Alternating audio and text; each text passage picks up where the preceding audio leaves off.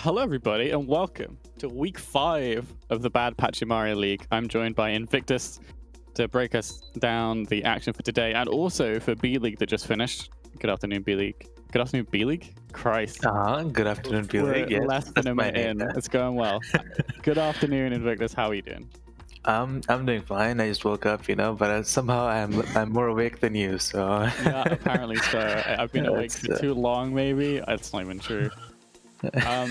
We've just, you know what it was? I was tired from last night where we had the finale of the regular season of B League, right? You Of want to talk us course. through how that went? That was a pretty crazy night. We had the recurve stream. Pretty silly, but we were finally done with B League. There's the standings on the screen for you. Unfortunate for Super Bowl, it's still winless, but we have our top 2, top 3, and we'll be hosting a B League tournament next weekend, so that should be pretty exciting. Yeah, exactly. We have look how pretty those standings are, right? It's like equally distributed. You got 1, 2, 3, 4, 5, 6. Beautiful. So these are the final standings. So on Thursday and Friday of next week, or I guess the next Thursday and Friday coming up, so in like a few days, we'll be having the B League tournament where the B Leagues will compete to enter the main playoffs. The top 4 of B League will then make it through. And they're all seeded based on their regular season performance. So Daydream, the first team confirmed for playoffs. I'm sure Research probably is as well. I mean, I guess all of A-League are, but that's the point, right? Daydream are in. So B-League regular seasons are finished. However, A-League regular season, still, we've got 2 weeks to go, right? We've got week 5, week 6, and then we have playoffs. So Yep. Let's talk about regular season for A-League right now. I bring up the standings for this one as well. You can see we've got a lot of disparity. We've got a large mid-table section and a lot of close games this week again. Who are you looking forward to playing this game this weekend? I'm personally looking forward to Sydney Surfers SIS, which is our match of the week. I think that's going to be a very close game. It's a chance for Sydney Surfers to, prove that they belong up there, because everyone's been saying like they've got an easy opponents and they don't deserve that 3-1 rating, but we'll see if they can take on the Sharks. If they can win that map, that'll be good for them. We also have Lux missing from Malding Inc, so I feel like their game is gonna be a bit of a stomp against Majesty. So we'll see how that goes. I do hope it's a close game, but those are the games I'm looking forward to. Our first game, however, NightDrive versus Sarasota Seniors, quite low in the rankings. Might be, I think I'm expecting it to be a silly game, but yeah, this is our silliest teams in the league, that's for sure. We have the Bastion special from NightDrive. They like their silly heroes, and we of course have the high ground Ryan on Sarasota. I'm so ready for it. Please I'm very excited for this game. Play some silly stuff. It's and then we have some really good games for the rest of the day, right? We have Hoggenball versus PXP. These are 2 teams that have had improvements and have looked better in the second half of the season. They're both on an upwards trajectory, which is kind of why they're playing. Then we have the rematch. Our match of the week will be Sydney Surfers versus Solomon Island Sharks. They had an interesting match during mid-season.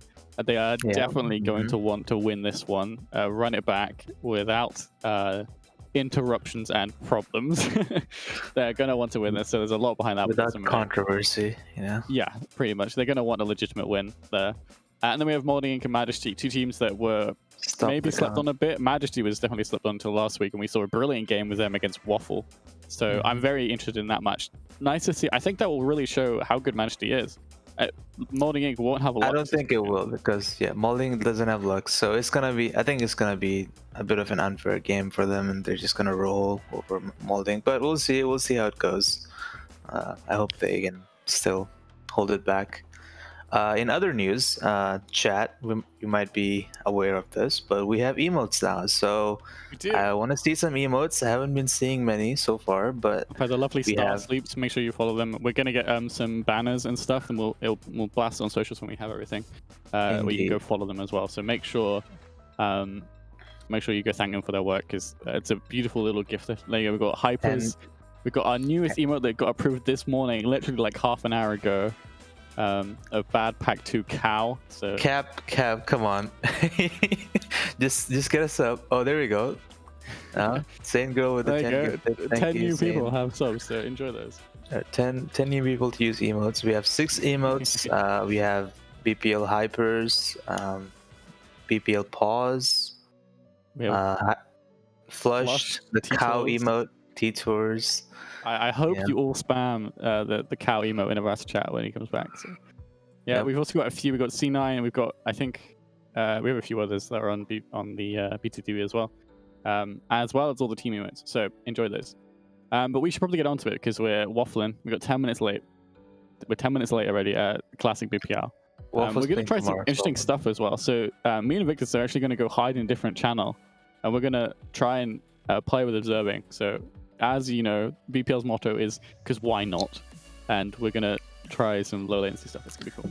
That kind of sounds interesting, Solomon, but you know the way you put it, but it's fine. Yeah, we'll... Waffling, BPL waffle. Yeah. No, you said we're gonna go hide in a different channel and try some. Oh, well. It's fine. Maybe there'll be hand holding, but who knows? Let's throw it over to our casters then for the first day of the week 5. God, what am I doing? It's going wrong, isn't it? Please welcome Cousin and Odyssey. Hi. Hi. Yeah, hi. Welcome back to BPL. Thank you for joining us for week 5. I'm here with Cousin, and we're going to be doing your first 2 games here. Starting off here with Sarasota versus NightDrive, who are 2 pretty interesting teams that I quite enjoy viewing. Very glad to have gotten these games. Sarasota, of course, one of the silly teams against NightDrive, who tend to get a bit silly, but I think they're a pretty good team, and their record may lead you to believe otherwise, but they've got a bit of a tough schedule with it. I think they'll definitely prove some stuff here. What do you think, Cousin? Yeah, I think NightDrive haven't had the best of runs early on. They kind of struggled to find their footing, but I think now that they're onto Rush, they can seem to get some wins here going into playoffs. Maybe push them up the standings, get them a better placement. Yeah, definitely. I think this is a good team to do against. Sarasota, they have been having their own set of struggles, but let's not count them out. Of course, they did catch that first win, of course, last week, and maybe this is the sort of a great upward trend. We've seen these before, comeback stories happen. BPL is an anime. Yeah, I mean, Sarasota, they haven't had the best of runs. They've been quite silly most of the time. They don't really know what they want to play from week to week. They kind of have the silly identity. But I think if they stick to what they want to do, just do silly stuff, they can probably get a win here and there. Maybe against some of the lower ranked teams, they'll be the silly will be too much for them. Yeah, definitely. I think it's up to NightDrive at this point to not get caught off guard here, which is a dangerous thing that can happen. Oh yeah, definitely. They need to make sure that they just stick to their own game plan. Don't let the silly get to them. Make sure that they play what they want. Alright, starting. Okay. This is some interesting composition. What do you think of these? Yeah, I mean, they're playing the silly sim TP. Not going to go to point, but the TP in looks like to take high ground. They're going to probably rush straight across and then just rush into them. NightDrive done the good thing of just rotate to point and just sit there. Yeah, set up on high ground, and I think that's Tram's behind here on Widow, probably gonna try to maybe do some Gladiators-esque distraction play, which would be interesting to see. My stream is a bit lagging, so might not have the clearest view of this right now. Yeah, I mean, I think he could do something, but it's he's got a tough job to do with a Ryan and a Wizard Shield just facing him. Yeah, they're definitely stalling a bit, but they're going in now, and okay, Slake already getting that pick on the Junkrat. Robokiller does go down, which is a lot of that damage gone. The Junkrat gets rezzed up, so that's already looking not too good, and even though Dilby falls, I think NightDrive can just hold this one off. Yeah, I mean, Pomku just sort of sits back on the Ash, just, he's got that Mercy pocket, so he can just pump out the damage straight onto the team as they rush in. I think Sarasota need to highlight that the Ash is probably the most threatening thing on the side of NightDrive. So taking out Pomku first would probably be the best bet to get a clean engage. We see Drams swap over to McCree now. The Widow wasn't really doing much, so he'll probably play with the team. Just look to flashbang. Yeah, go then with the team here. Alright, Window does get dropped. Okay, see what they can get off of this one. See, okay, Lamb goes out, Dilby goes down, but Pomku gets another pick. Noma picking up the McCree, and now it's looking a bit more difficult because they get something done here. Yeah. Okay, and they're resetting. Yeah, I think losing. I think they lost one early on from Sarasota. I think they lost their sim to Pomku. They really need to get a faster engage off. I mean, like, you know, they have the sim. I think they maybe should try sim TP top left and see if they can drop down quickly. It's definitely going to be up to them to keep this sim alive to get, you know, value out of that damage beam they're going to rack up over time. Are they going to do another sim TP here? Let's see what it gets them. Going top left here to drop in the points. Are they seeing a Shatter gets dropped here? Apologize, I'm a bit frozen right now. Can't see. Okay, here we go. Okay, Window gets dropped. Immortality's out. Okay, there's a lot of ults being used. The Bob also gets out. Another feel. It's just Beat also dropped. Valk out. It's a bit of an old fest right now, but it's not that much seems to be happening. Yeah, this is definitely a press. Motion. Distortion kills Drams. Alright, good one. That's good. That's a good start. Okay, I mean, not if you're a fan of Sarasota, of course. It was gonna be... It's not looking too clean, actually. It's just... They're just TPing in different random locations. Okay, Graf comes out. Let's see if they can do anything with this. Okay, Wall also gets used. This has been an incredible amount of ults, by the way, in this fight. Let's please let something occur from this. That would be really cool. Another window. Yeah, a good shatter. They can't get anything off that. Oh no. This is looking. It's just this is silly. We definitely warned the people here. This is going to be a bit of a sillier game. I didn't think it'd be like this though. Okay, Dilby gets. How many times has Dilby gotten picked? And just nothing Many else. times. Maybe this is an anti-horse movement. I won't stand for it actually. This is horse hatred. Sarasota might take the point here. Robokiller off the trace. Yeah, I don't think NightDrive can't touch. That was an interesting fight. A very long-winded one. Yeah, chaotic, long-winded, a lot of ults used, but if it gets the job done, it gets the job done, you know? I don't know how many ults was used. I'm pretty sure maybe like 8 ults or so. Man, it must have been. I wouldn't be surprised if it was like 13 ults, like 12 ults and another build. Yeah. Also interesting to note, Distortion is on DPS. He's normally their flex support for NightDrive, but he's on DPS today. Yeah, I think Noma must be a new pickup, right? Then probably gives them a bit more leniency and flexibility with that roster that they can try now. Yeah. Or maybe they're just off-rolling for fun, but I doubt that that's it right now. You know. I don't think you do those. So I saw they've got just Beat here to engage with. Maybe you can build up with the Grav, but NightDrive can just sit back and wait.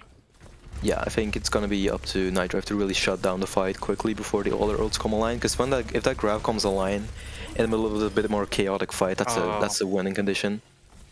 Using that lamp there is really bad for you don't have these. Well, look at this positioning for NightDrive, by the way. They're up here. TP as well. No, they're chilling. Right, Beat comes out. Oh no, Robo getting picked. That's a lot of damage. Oh, that's Shadow. It's fucking massive. Oh, God. I think that. They'll be getting some revenge here finally. Oh, there goes the bash. There goes the whistle. Yeah, I think. Never mind. Dilby cannot catch a break these fights. It seems. Nah. I'm so sorry. I think for Sarasota, they needed to get a cleaner engage off onto that bastion. Maybe using that beat to. I mean, like Robo just went straight out and just died to the bastion. There was some comms mismatch there. Yeah, maybe they weren't expecting it. Maybe they didn't scout it out properly. But it's a bit of an unorthodox hold. I have not seen this one, I must say. Yeah, I mean they're just holding with the shields, right? You can't really get into the bastions. Get into him, so they can just hold as far away as possible and melt you down. Yeah, that's definitely. It's just some line of fire. It's some World War II-esque hold, you know, up here on the high ground in the pillbox, shooting down, and it gets Bolting Cake. Come on. How? Yeah. Surely this is not Yeah. allowed. This is not allowed. Surely this is outlawed. I mean, there's nothing they can do. They have no way of getting up there unless they get a sim TP, but then they can just kill it as fast as possible. Yeah, this is a bit of a tough one, huh? Yeah, this is a rough. I'm tricky. This wall comes out, and there's a lot of ult for NightDrive this fight. So apologies, my stream is a bit frozen as well. Yeah, I mean, for NightDrive, they can just rotate as much as possible. Yeah, they have free roam. I mean, they're kind of. It shows. I mean, they got plans. They had plans for this map, and it's very easy to see that this was just. Oh my god. Completely calculated. They knew exactly what they were doing. Palmku picks up 4. Yeah. Good on you, lad. Yeah. You sure are playing the funny hero. I mean, there's nothing for Sarasota to do there. Like when you run up to higher ground and they're not there, you're like, okay, we can take high ground for free. But then they realize they're on the other high ground. They have a Bastion. They have an Arista set up there. You know, I mean, that was filthy. That was filthy. Yeah. Like Wallet was just rotating as a Ryan. Like he was just doing whatever he wanted to. I would have liked to seen Sarasota maybe like because they still had the sim, so maybe they TP left side. You know, get everyone there, cancel TP, wait for it to come up, and then TP straight onto the Bastion, catch him out. You know, or like at least one person out. But, of course, yeah. I mean, it's so easy to say this, but if you're in game there, it has to be such a mental like trap. Where you're just like, oh my god, what am I gonna do? How scrambling for answers, and they didn't find them. But maybe they're more ready for this defense. Gonna be on a rush defense as well. What do you think of this one? I mean, I think if like NightDrive, you know, I'm guessing they're gonna do the TP strat, which is pretty standard for Hanamura. But I think if Sarasota just play this, you know, they have a lot of spam with the Junkrat and the McCree. So if they just play slow, you know, let the TP come in, play slow as possible, get pokes, get picks, they can easily hold first. Okay, yeah. I think it's gonna be big, and also gonna be the TP strat from NightDrive. See if they can counter this one. Yeah, it'd be interesting to see where they go. Whether they go top left or they go straight to point. Right, seems to be they're going. Yeah, they're going. I think they're going straight to point. This is a classic rollout. Yeah, straight up. Oh, Noma gets picked though. Turbab down, and Sepora getting flashed. Oh, very low. Please do not let your Zarya die. Let your tanks live, please. Oh, never mind. Signet goes down. Wadet goes down, but Distortion's getting picked with these turrets, and Dilby's probably also established on point. So, while not to clean it, no, they're not gonna. I don't think they'll be able to win this one, but they can maybe get a few picks so that Sarasota has some stragglers coming in from spawn. Yeah, which would be massively helpful. I think NightDrive will back up here. I think Robo was behind in Mega in like the little bar area. That's why he got the kill early on. Yeah, a little bit of a sneaky play there, taking out the BAP, kind of almost ensuring a team fight win there. Oh yeah, I mean you can't do anything from. Yeah, it has to be an immense amount of clutch if your BAP go. Oh, another support taken out by Robo. This man's deadly. Yeah, and look at his ult charge. He's nearly at tire already. Nearly at tire. What about the pick on to Drams though? No, but the BAP going down the shatter. That's it. You can't win this without your supports. Signet's doing so well, by the way, on this Reinhardt. Yeah, they such an incredible win this. Like Signet's Ryan is a bit of a meme, but it's good. The stats are good. Like the stats are pretty surprising actually. I think we can pull those up in a bit, but. Right now, it's just gonna be the quick cleanup. Wall was infested, which I don't personally agree with, but maybe they think it's winnable. They have the wall coming in, though. Oh no, with Gag going up the map, they're making eat my words in real time. Thanks for that one. Okay, yeah, that was winnable. Yeah, oh, never mind. I mean, it was winnable. It definitely was winnable, but it's just it's a bit going scrappy. Windows coming out. Waddets gets a pick on Robo, Drams goes down. I think this is actually one. It was crappy. Okay, Lucio's back. Gag's back on his Lucio to stall out further, but I don't think it's gonna be a winnable for Sarasota. Such a long track back to point. It's very, very scrappy there. They've only cleaned up Gag and Cap point. Yeah, I mean, it was winnable for Sarasota, but Robo used his tire and exploded it too early before it got past the window and the stairs. So then from there they could just, you know, wait. NightDrive could just wait on point for the rest of their team to come, and then they could win the fight. Then yeah, it's unlucky. back, and then it's playing so well in that neutral as well. And then, okay, a quick TP to point. Oh, they're going. They are going. They're establishing point. The beat came out. Shatter and High Noon out. Oh, it's a big High Noon getting. Oh, but a counter High Noon. It's only. I don't know if that's enough. It's gonna have to be a good. No. That was. I mean, that was a 112. That was they were in there. They knew what they had to do. I mean, that was very clean from NightDrive. They had the ults to just run into point. Sarasota didn't. You know, they should have really expected them to just straight TP point. You can see it in the play of the game. It's so quick that it fits into a play of the game. This second point offense. Yeah. That's powerful. That's power, son. Oh yeah. That was just very clean from NightDrive. They just knew exactly what they needed to do. TP straight point. Use your ults. You know. Kill whoever was there and win. They just needed one tick. So Sarasota just couldn't handle their immense speed.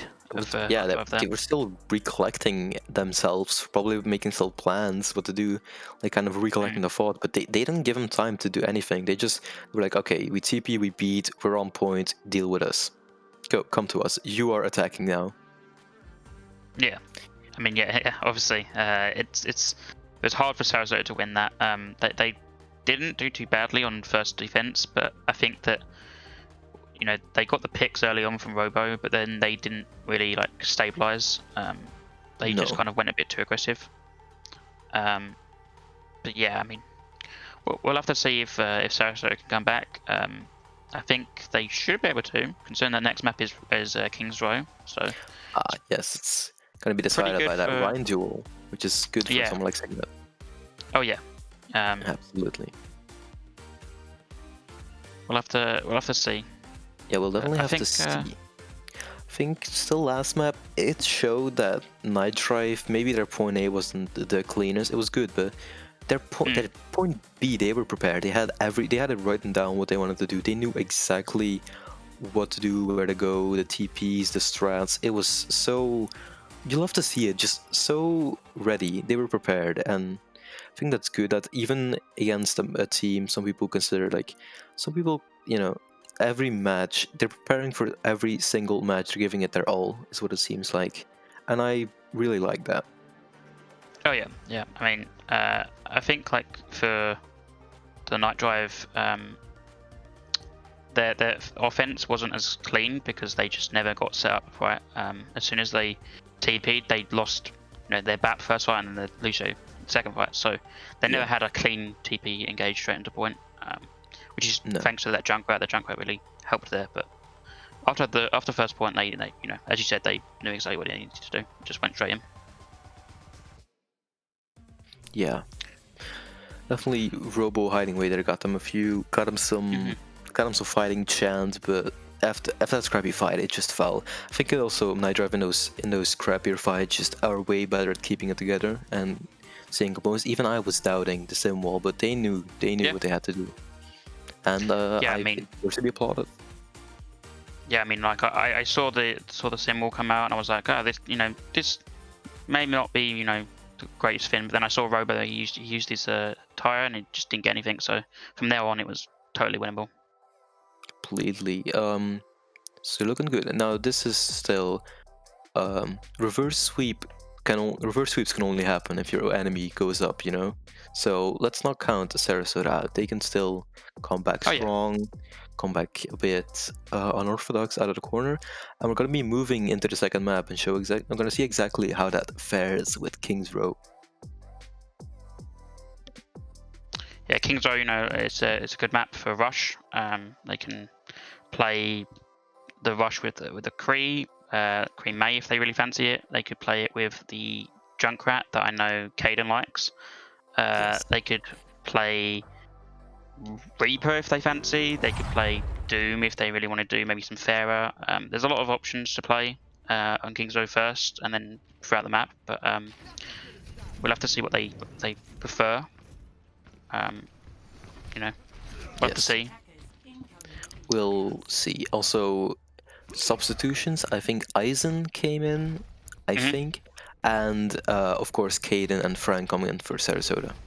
Yeah. Also, what I want to notice before this starts here, real quick, Sarasota were favoring their rush comps on Hanamura, and I think something like that will favor or work out a lot better for them on a map like this, which is notorious for its rush. Yeah, I mean, I think they just got unlucky on second from Sarasota. They just didn't know how to deal with the Bastion, which is fair. It's a very annoying thing to deal with. Yeah, NightDrive's Bastion's a bit, speaking from experience, a bit of a threat, yeah. Like coming in here, Maywall gets used early to kind of zone, block off NightDrive's line of sight. Going in, Signet just holding up shield real quick. Wobble gets used, so that's down. Looking good. Also, this Reaper coming in from Cade and kind of swapping around and spawn a bit, but now, ooh, I think it's a big flash from Palm could stun 3 there, but no picks yet taken. See, okay, they're gonna go gauging the point now. 2 Maywalls used and not a lot of fun. Ooh, Distortion gets fun by Signet though. It's a big pin actually. What it goes Signet down, that's the Reiner down, it's gonna be big. As long as Kaden is able to stay up with this Reaper though, I think it'll be pretty big. Especially with the May. Oh, never mind, I jinxed it. They got walled off from point though.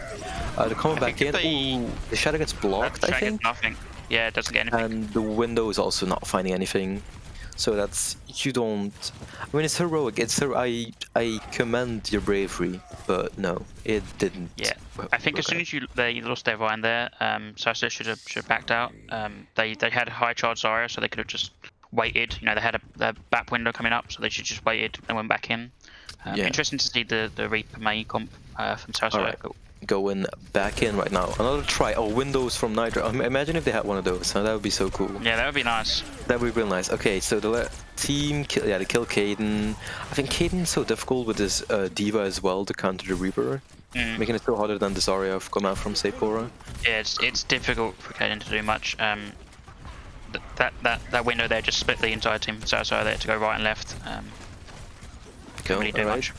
They're doing it again. They're just walking forward. Sephora with Grav could do something here. Let's look at it. Let's see, it's up to Eisen here. Shatter, I don't think finds anything, gets blocked. There, Robo is trying to freeze people in May. The beat comes out, they're going aggressive. Lamp gets used, and it's a mail. It's a big mail actually. It could find. Oh my god, yeah, that's Shatter that mailed. Some big stuff happening. Wallet goes down, Noma goes down, Distortion goes down. I think they've done this. Eisen drops the bomb into Remag, but I don't think it matters. Good wall. Unless it's a heroic stall. Right, face now. Stalling it out. Nice. It did take every ult out of Sarasota, but NightDrive don't have anything to work with, so it's fine. Yeah, it was an interesting engage there from Sarasota. They went for a shower, didn't work out. They backed up a bit, forced the beat, which interesting beat to push forward with, but the May ult just came straight after that. Yeah. And the shatter from Quadet didn't really matter once everybody was in the mail. Coming into the next fight, they just have window right from NightDrive against nothing from Sarasota, so everything was used that last fight. Let's see how they can do it. By the way, a Junkrat swap for Kaden off of Reaper now onto a more comfortable hero for them. Okay, Sephora dropping low. Window comes out. They gotta zone that one, kind of just sitting back. Maywall came out, and they're just kind of waiting, zoning this out as it goes. Kind of just not peeking the window. Like that one. Okay, oh, Signet drops really low. They have to play a bit slower here because this poke from NightDrive is kind of just melting them. So they're probably playing for Shatter here. Yes, let's see what Signet gets with this one. Oh, it gets blocked. But the window is out now. NightDrive just leaving, not really interacting with that one. Good. It's kind of it's a bit of a stalemate. But Distortion falls Robo Killer, who is another May ult as well, playing incredibly well currently. Ainun out. Doesn't find anything to hide in the corner with it. That's an interesting beat there from FaZe BP. Oh, it's a massive tire. Let's go, Kaden. Yes. That's a really big one. That's that chunk swap working out quick. That's a pretty quick tire as well. A lot of that neutral fight called for it. Distortion swapping over as well. It's interesting that they got so much value out the Drunk when they're running the Diva. That should sort of minimize the potential from the Drunk, but Kaden is kind of built differently, so just worked out, I guess. I didn't agree with that beat from FaZe BP. He just beated early, and I guess they wanted to engage, but they just were a bit. Right, Shadow goes out, finds the backline and Kaden. Frank instantly picked off of that one with the counter grab is out for defensive purposes. Seeing that Shadow does not find anything, and without Lucio, kind of stuck here. Aggressive charge, but I think that's gonna do more bad than actually good, because now he's a bit split up. Bomb comes out from Ice and finds Kaden, which is good, but I think it was fine. Face PP kind of cleaning up now, and Saiporo is gonna be left on card. She's just gonna leave. Yeah, I hope. Sarasota should leave. Yeah. Nice, they get out with energy, which is actually, if I'm NightDrive, I'm kind of kicking myself. Like, you could have easily finished that Zarya there and not allowed her. I mean, they could have, but I don't think they would have got the Zarya. That there was not really much up from NightDrive to chase. Yeah. Next fight we're seeing, you know, Mayo from Sarasota. That could really. Yeah. Okay, early window comes out here, kind of tries to catch NightDrive here. It's pretty good angle and not really finding any picks yet, but dropping low. Face PP gets lasered by Malding Inc. Good, Mailed comes out and it's pretty big. Yeah, it catches the Rhine and the nice field, but it's too much. They're caught behind. This is it. This is point B. Robo they're cleaning up. Noma walks into the trap, and it's looking decent from Sarasota so far. Yeah, that was a really good focus fire from Saiporo there. That she went straight onto that the D.Va, so the Mayotte could come out straight after the D.Va mech went down. Really nice. Alright, but they're coming in with Bead, Craft, Shatter, and probably Tire. See what they can do with this one. It's a High Noon coming out, gets walled off, probably not gonna find the most value, no, gets cancelled. Shatter from Signet doesn't find. Has he hit a target with Shatter? I don't mean to be mean with it. It seems to be not the wisest calls with these Shatters, a bit questionable, but the Tire's out, but they're just walking backwards. Yeah, finds Junk, but unlucky. It's fine. Unlucky. We call that one unlucky. That's an unlucky. Yeah, I think Signet is just trying to force the Shatters more than, you know, place them carefully. Like there, he just did it because they were high noon in and they were walking forward with the Maywall. So he just thought, you know, they wouldn't hold their shield, but unlucky from him. It just was holding. All right, window out here. Oh, the fire strike gets Signet, and yeah, you can't approach here without your Reinhardt. It's so difficult. You're gonna get spammed all the hell, especially with the Zarya instead of a D.Va. You have no protection. Yeah, Sarasota can come back in here. They have Grab, they have Mail, they have Tire, they have 5 ults basically against, you know, the maybe 2 or 3 from NightDrive. I think if they force the beat with the Grab or the Mail, then they can grab window out already. Shatter gets. Oh, that was also not the greatest shot. Maybe these Rhines are more of a neutral. Oh, it's a big fire. That's what I'm saying. It's more of a neutral Rhine gameplay we're seeing here, which is I like. Okay, gets Eisen gets demacked. Field goes down. Oh, distortion. Whoa, why? How do those picks occur? That's right. Some good. Oh, the distortion is now to get another one. Okay. That's questionable. Call your targets, my guys. Yeah, that was definitely a lapse in focus. That the focus fire just wasn't on distortion in the backline, and now he has Tire to recontest with. And now they're kind of having to play safer because their team's coming back, and now Nitro's able to they're able to get position here. Bomb out, Tire out. Bomb gets shot down by Noma. Another Tire coming out. This one distortion. Let's see if it's gonna be a bigger one. But Frank has beat. Pomku falls already, so the McCree's gonna be out here. Shatter finds big Shatter. Yeah, that's a nice one. You heard me piping up in chat. Yeah. Said, no, I'm gonna hit one of these. I'm gonna show you. Should be point. Yeah. Yeah, and they're able to cap. That's nice. Yeah, really nice from Signet there to hit that Shatter. Both Tires, you know, they didn't really find much. Distortion did get a pick on the Robo, but it didn't really matter at the end there. They both really, you know, invested quite decently into that fight. Sarasota just had the beat to really solidify their advantage in that fight. And they just cleaned up the rest of the the spawners. Nice. You know, a bit of a lack of focus in that first fight there again out the pick off. They knew what they were doing. They were going aggro with the beat, got their targets, and it was done. So Signet hitting that Shatter, always beautiful. I love to see it.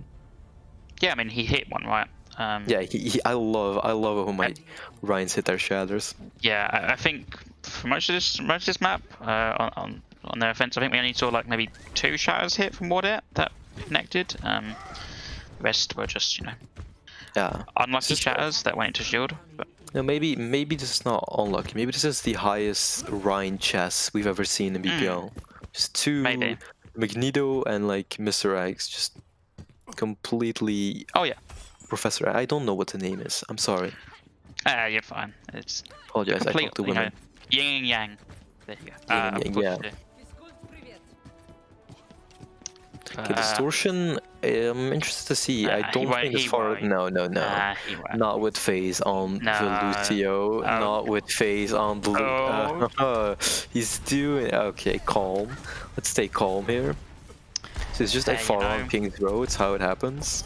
I mean, it could work because it's a lot of spam, and Saiporo is not playing on Diva. I think the thing is they're probably calling it because Caden and Robo are on projectile heroes, and like, no, they can't touch me, which is honestly pretty fair. Yeah, gets the pick on Robo. The Bolton Gate going down as your BAP. It's pretty hard to win at that point when your BAP goes down, especially with such close spawns for NightDrive.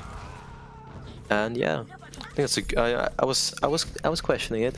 I will admit, but once you look at the DPS for Sarasota, it's all coming clear.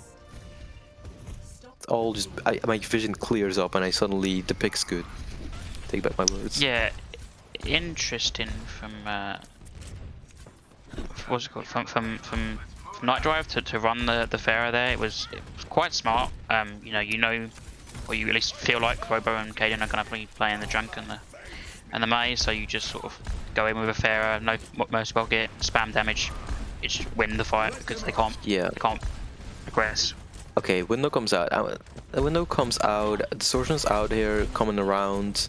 The DPS just can't. It's also they're not running a Diva. They're running that Zarya, so that's another person that can't really touch the Pharah.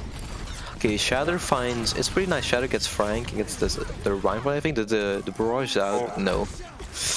You know that Barrage. You know Barrage is just gonna send you back to spawn, man. Come on. Saipora cleaning up a bit. I have to. What I wanted. Okay, swapping back off Pharah, but with the Pharah, I was kind of wondering. Are you inflexible? Because they didn't swap to counter it. Are you kind of running into the issue where you're predictable with your comps or your DPS? Yeah, maybe. It was interesting they didn't swap. I mean, it worked out in the end. Bolton Cake got a massive lamp there. The Pharaoh just did nothing with that barrage because that lamp was just in the right spot. Oh, look at the way it takes. Oh, there's the flank shatter. Oh my god. Oh, going for it. The pick falls to NightDrive to kill Frank. That's such a girthy shatter. The mail as well is really big. That High Noon does not find a thing. Fortunate. Alright, Distortion still getting some picks. So it's pretty even. I would have liked, man, if that was just such. I'm sorry, I'm kind of flabbergasted by that flank shatter. I was not paying attention to it. My apologies. Yeah. It was a big meaty one. It's turned into a real scrappy fight. Everyone's using ults whenever they can. That's okay. The cleanup grab. This should be it. Yeah. Nice. Really nice fight. Well, eventually from Sarasota, they got that massive shadow off on the flank, but they couldn't follow up with it. Sneaky deaky, yeah, in the bushes hiding. I think they lost their Frank died first there for Sarasota, but after that, Sarasota, disengaged. They poked out Eisen out of his mech twice. He had to use bomb to remech, and then they did it again, and they used grab, and then they just clean up after that. Okay, the Maywall is pretty early. Bundo as well. Just kind of zoning out. The tire is on the way from Distortion though, on a bit of a journey. As we see here, gonna be very aggressively coming in. Tire gets picked. Ooh, unfortunate. No field for Sarasota though. Yeah, very nice. Oh, good wall into picking the Lucio there. And so the lamp is still up. And yeah, I think that's gonna be NightDrive disengaging. I've been playing for these stagger picks here. Not letting. Oh, nice wall. That's stopping that disengage. But Robo gets picked. Ooh. I think it's gonna be Frank having to escort him back to the fight real quick. Yeah, it should be fine. They cleaned up again from Sarasota. It was a really nice disengage there. As soon as they used their tire, they just disengaged backwards, so that the tire had to come in from an angle. They looked for it, they saw it, killed it, and they could go back in. And then the Maywall was really nice. Nice to be able to stop that disengage as well. Clean. Oh, they're trying to go for a flank shatter, but no, it did not work out this time. They're ready for it. They're tracking their 6. No, they're not checking their 12 though. However, the tire coming in completely bursting up on their backline. and their creep. It's terrible. Terrible fate. Please, NightDrive, watch out. The window, okay, window out. They're gonna be forced to go back here. Yeah, that window's massive. They can't push this. They don't have Lucio speed to walk through window. So that window's really nice to make them disengage and get your Ryan back in the fight. Yeah, alright. The Ryan's kind of swinging at each other right now as B on King's Row. Out here in Britain. Big grab into freeze. That's massive. That's girthy. I mean, yeah, bit of a normal I think, man, Eisen's got to be ready for those. Eat one of those at least. Yeah, that grab was perfect because Eisen was on high ground, like waiting for the grab. Oh, the stagger! Oh no, stagger. This is brutal. Put my man's out of his misery. We know he didn't eat those. Come on. He didn't. Come on. You don't. Come on. No. Okay. Oh my god. If that was a perfect length. Yeah. To more stagger, I would have cried. It was horrible. Yeah, Eisen just couldn't eat. So he was up on that high ground, right, looking for the E, and then as soon as he flew to the upper high ground above the tunnel, they grabbed straight away, and that was just perfect timing from Sephora. She's really doing well on this Zarya. Well versed in this off tank. Okay, they're going back here. Yeah. Back. Another high noon coming out. Tire out as well. Double threat. Beat from Frank keeps him kind of safe here. Oh, Signal! Oh, it's a massive shadow right there. Oh, nice beat. Nice beat to kind of alleviate that pressure. But that was sick. Sig does get picked for his troubles. Eisen in a trap, I think, currently trying to see if he can get picked, but no. No, it's gonna be NightDrive coasting into point C here. Yeah, it was a massive shadow from Signet, but there was just no follow-up, right? You had nothing to help you follow up. Yeah, no. It didn't catch the Lucio, and Lucio could get off beat, and then, yeah. Yep. It's unfortunate. It's a sad life of Ryan main. Even on King's Row, they can't save you. Yeah. I think Sarasota, they're getting really good engagements when they have the grab and the mail off. Yeah, yeah. They don't have those two ults up. They seem to be a bit lost on how to engage. Yeah, well, okay, they can build gravity. Okay, the window was really early from NightDrive. Didn't just kind of stall them back a bit. Didn't find anything with it we've like, but it's fine for certain. Okay, what's gonna find? Ooh, Caden could not go anywhere. Windows auto, Fields also out. They can still maybe win this. Yeah, especially Water going down to Sephora. Sephora also has grab, and that mail's gonna be come up again, as you said. That's massive. Yep. Not if that happens though. People. It's a massive shatter. It's like I'm watching two racehorses with little flaps on the side. They can't watch their flank at all for the ults coming in. It's a different tire, instantly gets picked. Caden was on the flank there, I think. And are they really able to touch? No. I don't think so, no. However, under a minute, they get a second shot at this attack. Yeah, that was a really nice timed Junkrat tire from Distortion. He saw obviously that they used Lamp and was destroyed, so he could just go freely for it. He just used it straight where he was, went straight into the team, blew up very quick hop. Getting that out, free picks, you know how it be. Caden also getting spotted in a hiding place. Unfortunate, and no one is able to touch there. Because I think if they get that touch, they can maybe even win that recontest with Grav. Yeah, I wonder if it was maybe better for Caden to not use his tire and instead go for a touch, like really late on. Yeah, maybe. Yeah, because if they if Sephora comes out of spawn, use grab after that, and Caden's already dead, he can respawn and tire from spawn. Yeah, I think may have been better. Yeah, even earlier what they could have done. I think maybe even though they got someone else got picked on Sarasota first, they got that pick on Water, and I think you can just maybe even try to go for the grab there and end the fight right there. Yeah. Then Distortion game with a tire. I don't think it would have mattered that much actually. I think it was unfortunate with the tire being so big. Yeah. We can see Sarasota. They've gotten off the Reaper character. It's not Reaper Friday, so they're on. Unfortunately. Yeah, they're on the Junkrat hero. Caden's probably best hero, and they're gonna just push him with the Junkrat. Okay, coming in here. Going for this point A. This point A was a bit rough for Sarasota last time. Let's see if it's better. Oh, a big pick on Lucio. That speed gone. A lot of engagement power out. Both lamps out, but NightDrive's lamp's going to be falling first. Need to disengage. Probably going to go for a recontest. Giving up ticks. Going. Oh, the wall though. That wall. They can't go anymore. Okay, that's point A already falling. Yeah. To Sarasota. Much better from Sarasota. The Junkrat really put more pressure onto what its shield, so he couldn't go as aggressive. they're NightDrive do have an early contest though. Yeah, they can just get here. They're back at Arch, and this is a great point to hold. Even if you lose point there, you can just hold them here so easily. Window out for Noma, be quicker with those heals. So Lamp has to be forced, Wall as well. They're really not trying to die here. Really, okay, there's kind of a bit of a stalemate here right now. Okay, Window gets traded. Now another Window out. It's gonna be the tire for Distortion. Let's see if they can take this one down, because this one could be big and just end it right here. Oh, it's big. It is big.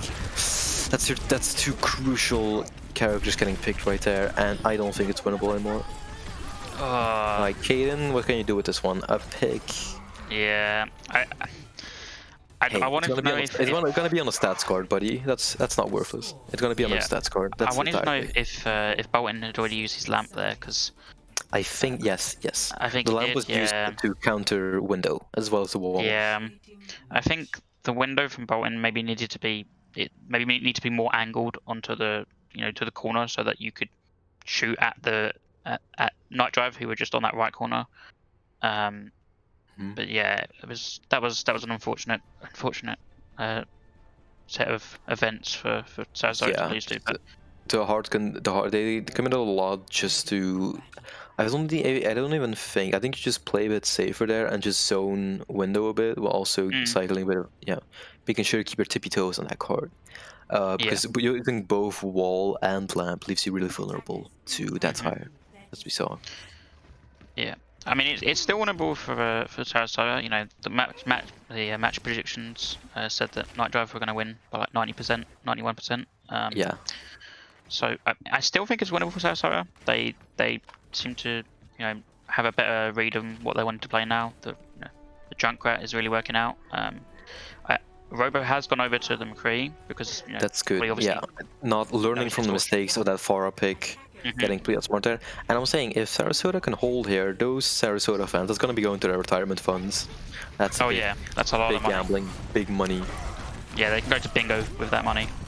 Yeah, absolutely. Going a bit of bridge night. All right, good. NightDrive's already set up on point, and Sarasota getting a bit pushback. We think still get the recontest. First take, Distortion gets picked by Kaden. Nice pick. Okay, the Junkrat down now. Kaden's gonna be the free range. Lamp out, Lamp destroyed, and Lamp goes out as well for Sarasota, but they seem to be stabilizing a point back, and they get a tick. NightDrive did get a tick there. Yeah, they got a tick, which is it's a tick. It's not the worst thing to give when you got their pick and you push them away. Yeah, at least it wasn't a fruitless offense for NightDrive as well. Okay, Window goes out. They once again have established point control and they're gonna get another tick. Is this a repeat of what happened last time? No, not with Lucio getting picked at Window. I think everyone's so low on Sarasota, they're gonna be falling. With a support line down, that's it.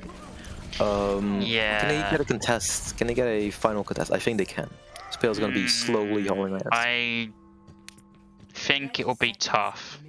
Because they're getting all the way back on third spawns. Oh no, the third. I forgot. That's a horrible place to have to go run back from. I think it's gonna be Saiporo with ball to stall, right? They're holding a bit up. They're definitely Okay, ball gets there. Okay, the tire's out from Distortion. Gets Robo. Tracer getting down. The ball's about going down. I think this might be it. High Noon's out, focusing. Yeah, they can't touch. Yeah, that's unfortunate. It was close. That was a lot. It was close. I think that Sarasota shouldn't have gone, flanked around through Hotel. They should have just ran straight into point. They had Window up. They should have just peeked out of Hotel, windowed, and just taken the fight there. Instead, they went for a long rotation, didn't work out, and they lost the fight after that. And then after that, it was really hard to dodge. On to brighter news. This is good for NightDrive. Definitely able to decently convincingly take in this series, I think, as well. I don't really have. Can we give a player of the match, right? Yes. We can give our MVP of the match. Yeah. I mean, I think we both agree that's kind of got to go to Distortion on this. Yeah. Distortion played really well. Played really well. I mean, I think I know that Panda wasn't here for NightDrive today, so that might be why they did a little bit of a swap up. I know Phase PP Godhanged can play support, so Distortion probably went straight over to DPS. Played pretty well on the Junkrat. Yeah, that was did nice. silly. Quite nice play. And if you disagree, just know big in kill feed equals good. Me see kill feed, me monkey brain say yes, good player. Yeah. That's how it is. Just unfortunate for main supports, but hey,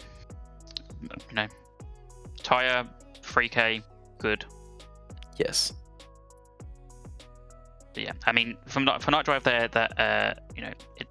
I think their 1-3 their record it doesn't represent how good they are. I definitely agree. I think NightDrive is. I think most people know that they're pretty good. I wouldn't even say calling them a dark horse is fair because I think they're just a good team. Yeah. But I think maybe if you want to go so far, they could be definitely a dark horse in playoffs, as we can see. Yeah. So we have some interviews. I think we should get let's get our player of the match, Distortion. Let's drag in Freya as well. Get their thoughts on the map. Hello. Hello, Freya. Hello. So go on, Aldi. You go first. Okay, yeah. So nice win here today. How do you guys feel about this match? How you guys felt about this? Saw some role swaps coming out as well. Distortion coming over to DPS. And yeah, how do you guys just feeling now that you're able to kind of comfortably beat this and show people that you are just like a good team? I think we just figured after losing to Hog and Ball to just be a bit more creative, lean into the branding, just make some swaps, get some people in different roles, try some shootout, playing some sim in ranked, get that on officials. Yeah. We Distortion came up. I don't know why, but really likes Symmetra, and so decided on Hanamura that we were gonna just play some weird, wacky Symmetra comps, and they worked. Oh, they definitely works. The Hanamura strat it hurt my soul a bit because it felt so cheesy, but on the other hand, it worked so well. It was beautiful. Yeah, that's the point. Then as well, what do you guys after this win? Of course, Sarasota is also one of the more low rankings, but your schedule I don't think represents where you stand in this league at this point. Where do you guys think you stand in the league? I would definitely put us in like the upper half. Definitely not bottom 3. I can't wait for the PRs to come out this week and us to flip back up into top 6. Yeah, I'm also waiting. It's every other week. My PR is just a little hourglass that I flip every week. That's my PRs. I just turn them around. No one's ever seen NightDrive with 8 players in the lobby. You just wait till you have 8 players in the lobby, and then you lose. You can't win that. The pieces of Exodia combined. Every Infinity Stone, the last 2 remaining cousins have joined. Oh, it's gonna be really interesting. Congrats on the win as well. You guys looked really solid, and yeah, happy for you guys. It's also Wadet's birthday, so we had to get that win for him. Happy birthday to Wadet, and that's really nice. Birthday. That's that birthday boy. Oh, Wadet's in here. Happy birthday, Wadet. Happy birthday. Hi. Thank you. I appreciate it, man. I appreciate it. Any words for stream as the birthday boy, or are you? Solomon, can I cue up some birthday music? Yeah, the vast fucking birthday music. Yeah. We'll think of something, I'm sure. Happy birthday to you. Yeah, Odyssey singing. How's that? No. Unfortunately. Just one line. The vocal skills aren't that evolved. Can't do something as complicated as happy birthday. It's too hard. Too hard for my brain. Yeah, I understand. I get it. Yeah, so we felt good about that win. We showed off some creativity, some interesting strats, and SRS were a fun team to face because they are also a little bit creative. So we all got to. They're also a fun team. Signat is quite inspiring on his character. It was very impressive. I was very impressed. Yeah, I gotta warn you guys when you head out that post game to the parking lot, watch your flank for the shatters. Check your angle. Check your rear view mirrors. Yeah. Might be hiding. Yeah, I think that should be doing it for the guests for the interviews. Thank you to Freya, Distortion, and Wardette for coming in, giving your thoughts on the game. We'll be right back after this intermission for Hog and Ball versus Punk and Bastion.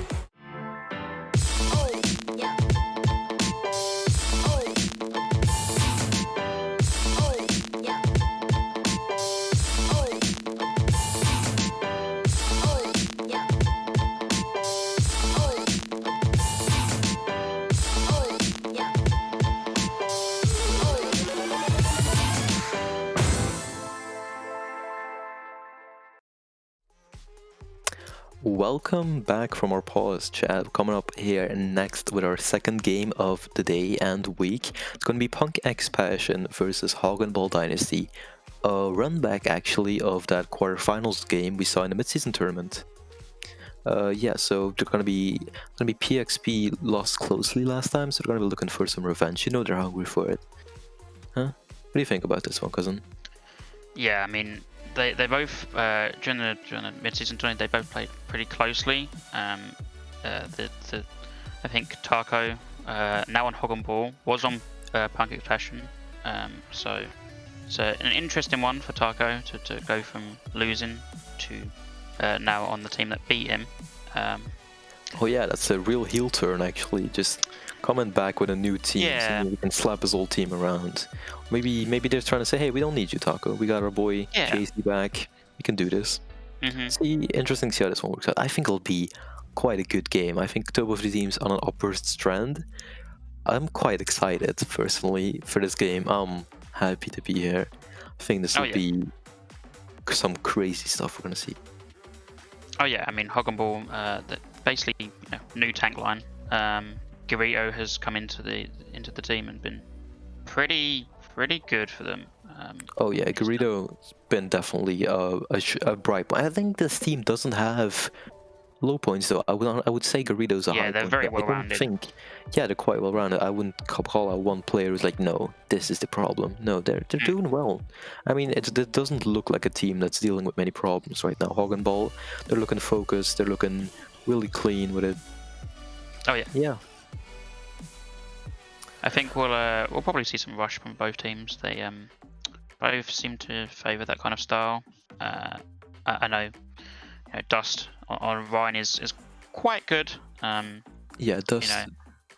Amir on the Kree is quite terrifying. Amir's still not nice to play. Still in top form after all this time, so it's a treat to see. But I think PXP have been actually the most meta-defying tank line from around 2 weeks. JC has played a lot of Orisa, which is a hero we don't see a lot. And Azzy as well likes to be out of the norm, and I think that can actually be really strong for them. That can actually be a strength from this series. Yeah, I mean they've dabbled with the double shield. They've dabbled with they played some Hog Sigma during the mid-season tournament. They played the rush style. They've played the ball stuff. Like they've played a lot of stuff. I think they're just trying different things to see how it works. I do think that maybe they should have solidified on one style to be really getting the wins up there. But I do think now that we're into rush, they can start getting some wins on the board. Absolutely. Oh yeah, we've talked about the tangle line for PXP, but I want to highlight that the rest of this roster is also pretty sick. I'm quite a big fan of people like Wi-Fi is a really good DPS, have that pop-off potential, just randomly goes on to crazy stuff. With Aquarius alongside, who's also been pretty damn solid. The backline, Noir has been great, and Butters, that's sub-23 champion Butters, just generally a great flex support player. Oh yeah. I think we might not see some. Well, I mean, we could see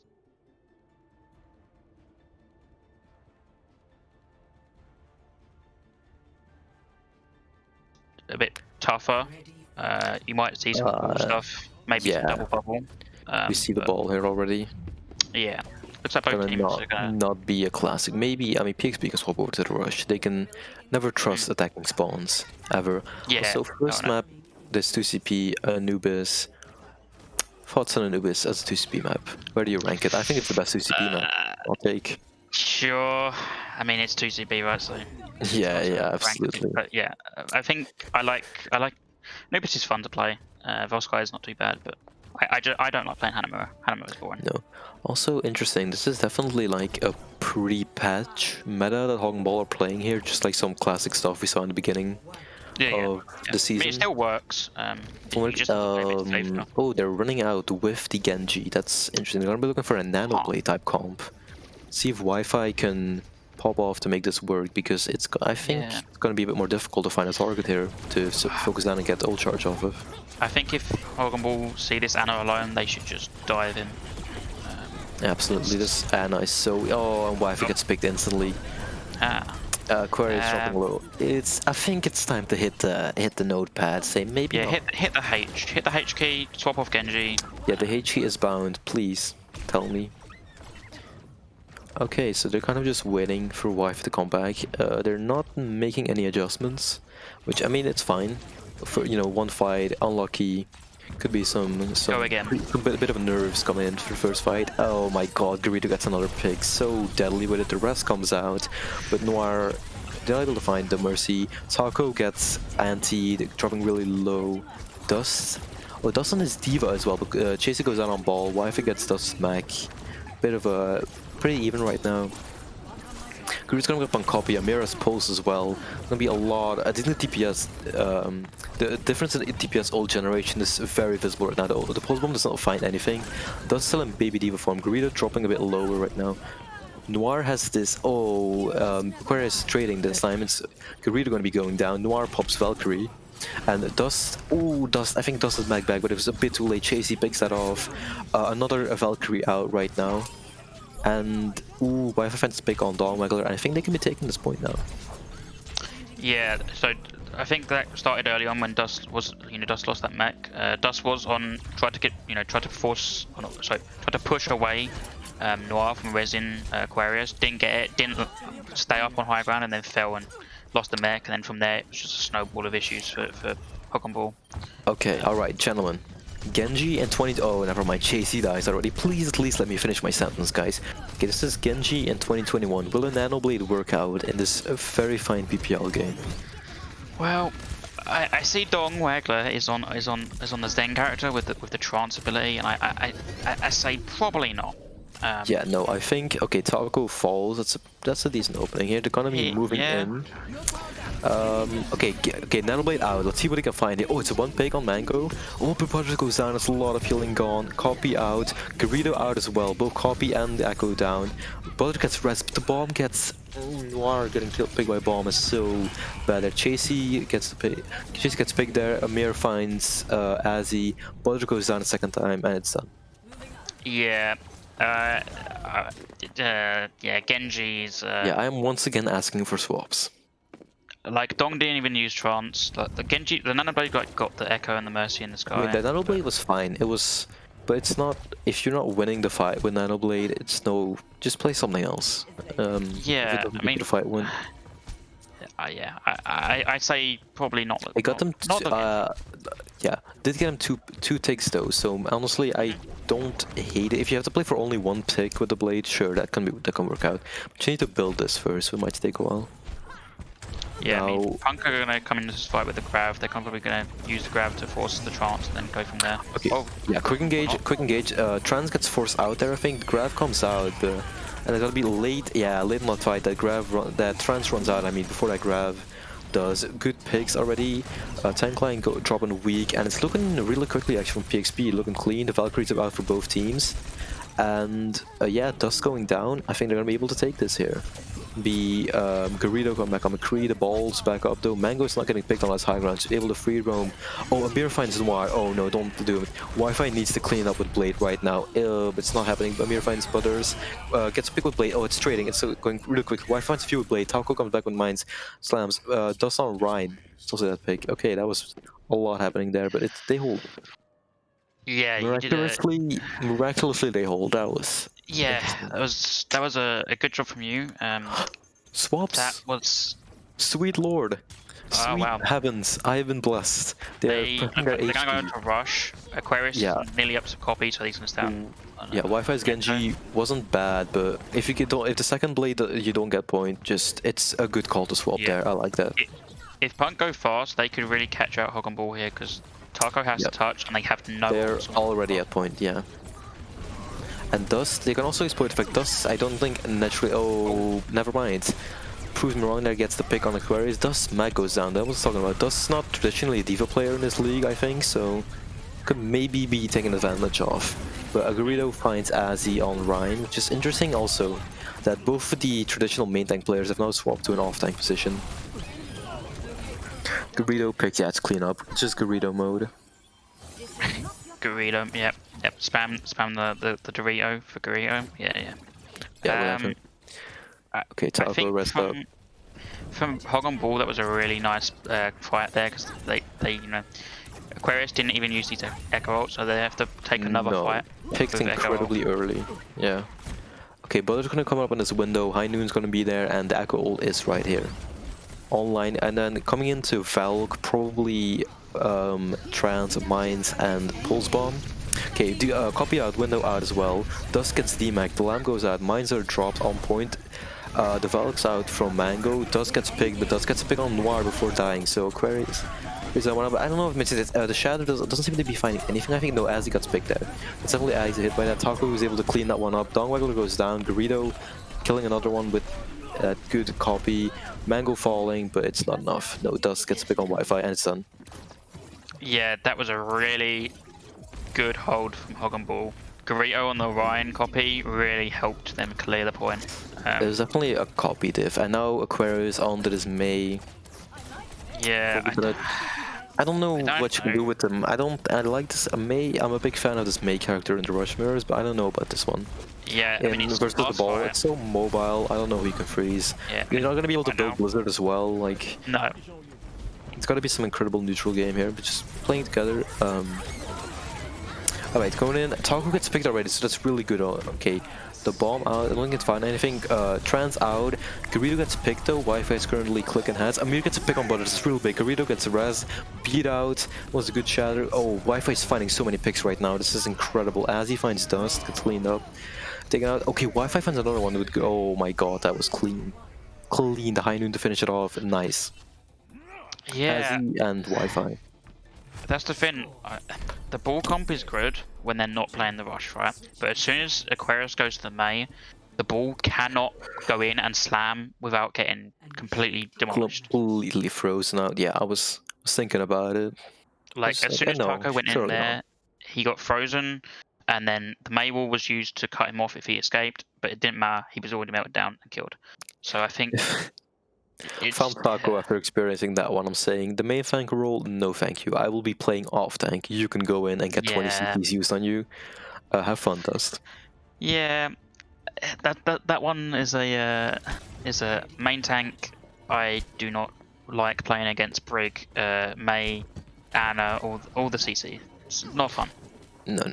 I think Tacos, they're gonna be in the offense now. PXP cap, but it is, however, we're in overtime, so that's if Hog and Ball set a fast attack here, it's going to be playing for drop. And the Sigma coming out actually from PXP instead of a classical Diva or maybe even a Zarya. Sigma is the one we haven't seen in a while.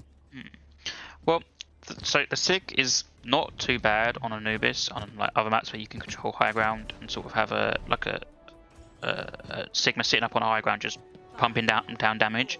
But if Hog and Ball, like, you know, if they play it well and Taco just comes in behind, pushes the Sigma down, they can just easily kill him. And then that's no movement options there. There's no mobility. Once you're caught out, you're caught out. Also, interesting to see that both of these teams are not running Brig. Also, go fully Mercy with Echo. Completely this type of style. Okay, nice. Yeah, the Anna's interesting as well from Punk. I don't really know what it's going to achieve. But... I don't know who they're willing to nano. Maybe they're thinking Butter's Anna is just really good and they want to play with just for neutral gameplay. Nice sleeves, big nades. Maybe that's more the style they like. Maybe but Wi-Fi getting picked by Taco as he's dropping low, but Dust gets demacked, so that's gonna be already good. That's what I'm saying. This maybe Dust's style of Diva might be a bit too aggressive currently. Might be able to really get exploited there. As he's still alive, Wi-Fi swaps to the Doomfist actually to come back. Noir already built up Valkyrie, gonna pop in that one. As he's dropping low, gets picked up by Garrido. Garrido has copy currently on the field. So Taco gets picked by Chase coming back. And now they're gonna, okay, the Postman goes out for Amir, does not find anything.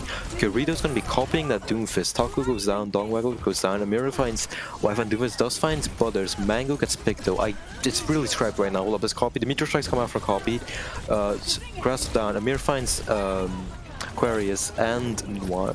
Noir gets found by Garrido. Garrido's out of copy, but it doesn't matter anymore. Garrido finds another one, pick with on Azzy, with Beam.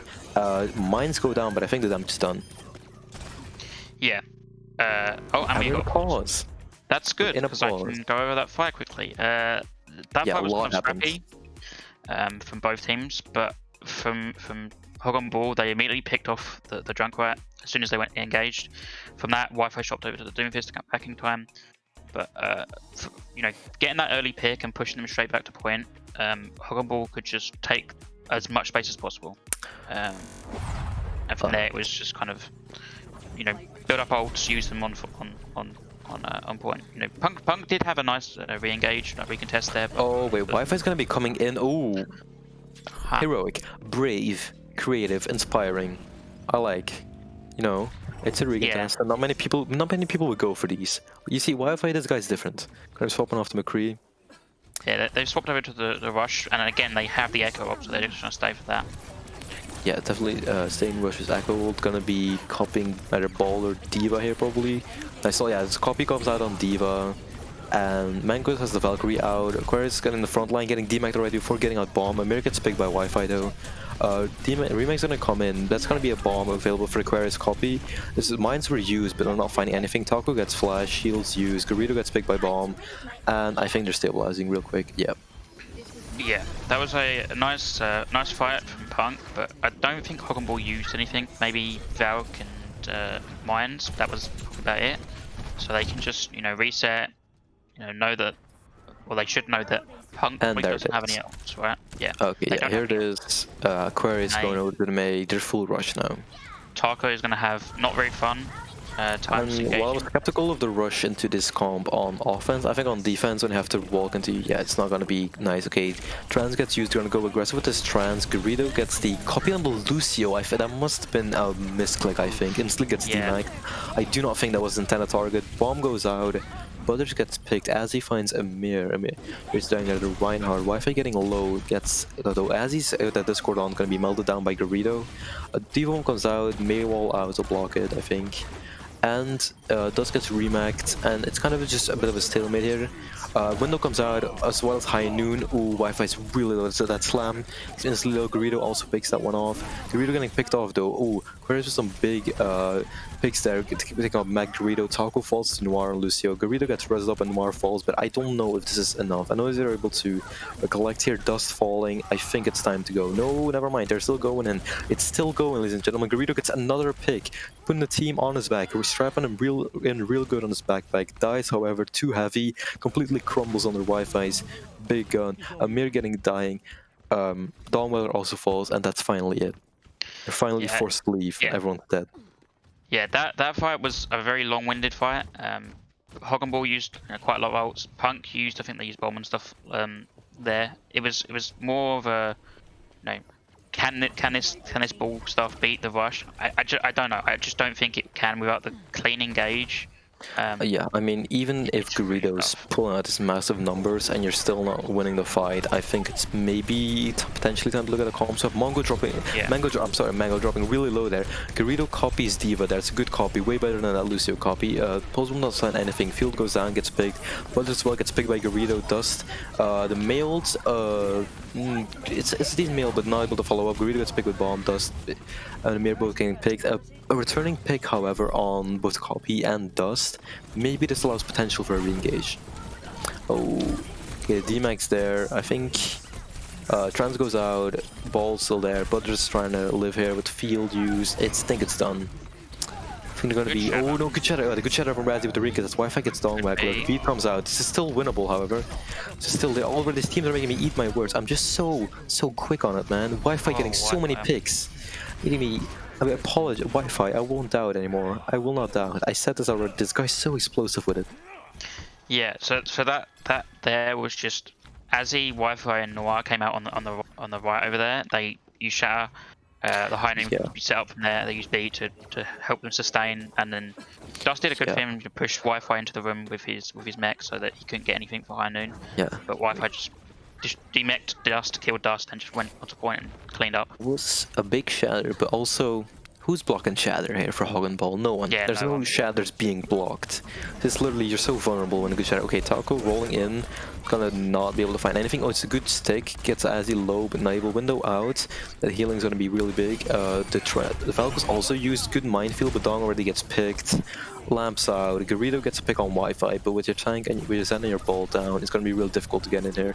Especially Spawn coming in. Mango dropping low gets picked. Noir going into mines. Butter's getting picked by another type of bomb, but still okay. Nice. Reinhardt copy instantly gets charged. Gonna be taken out of that real quick soon. Yep, there it is. As he goes down, but it's kind of staggering. Dust gets out. Amir finds a pick on the Tracer, yet still it's such an uphill battle for Hog and Ball that I'd be surprised if they finish it here. The backline gets that lamp. Garrido picks Noir. Amir gets a lamp as well. And Taco getting Wi-Fi. Chase is sitting almost, oh, so close to this bomb. Another Shatter, that's really nice Shatter. Garrido getting picked, and that's kind of the raid balls down there. Dust kind of dropping bomb. They can just simply zone that one real quick. As he gets picked by Taco, Butters finds Amir. It's so back and forth, these fights. I think these teams, this shows how close these teams are. The way it's all going back and forth. Another Transcendence. Dust gets Trans Healing, does not get out of Meg there. It's going to be High Noon, you need to look at it. This High Noon is going to be potentially, yeah, Dust gets picked by the High Noon. Not enough Demand Matrix. Another bomb coming out. This one's Chasey's. Azzy finding the charge on Dust. Dong finding Chasey. Please, Garrido going down. This has to be it, surely. Amir finds Azzy. Another window, another beat. Amir is back once again for the 5th time. This is the live die repeat of BPL right now. It's Edge of Tomorrow. It's Tom Cruise. Okay, finally. Yeah, wow. That was and that's mad.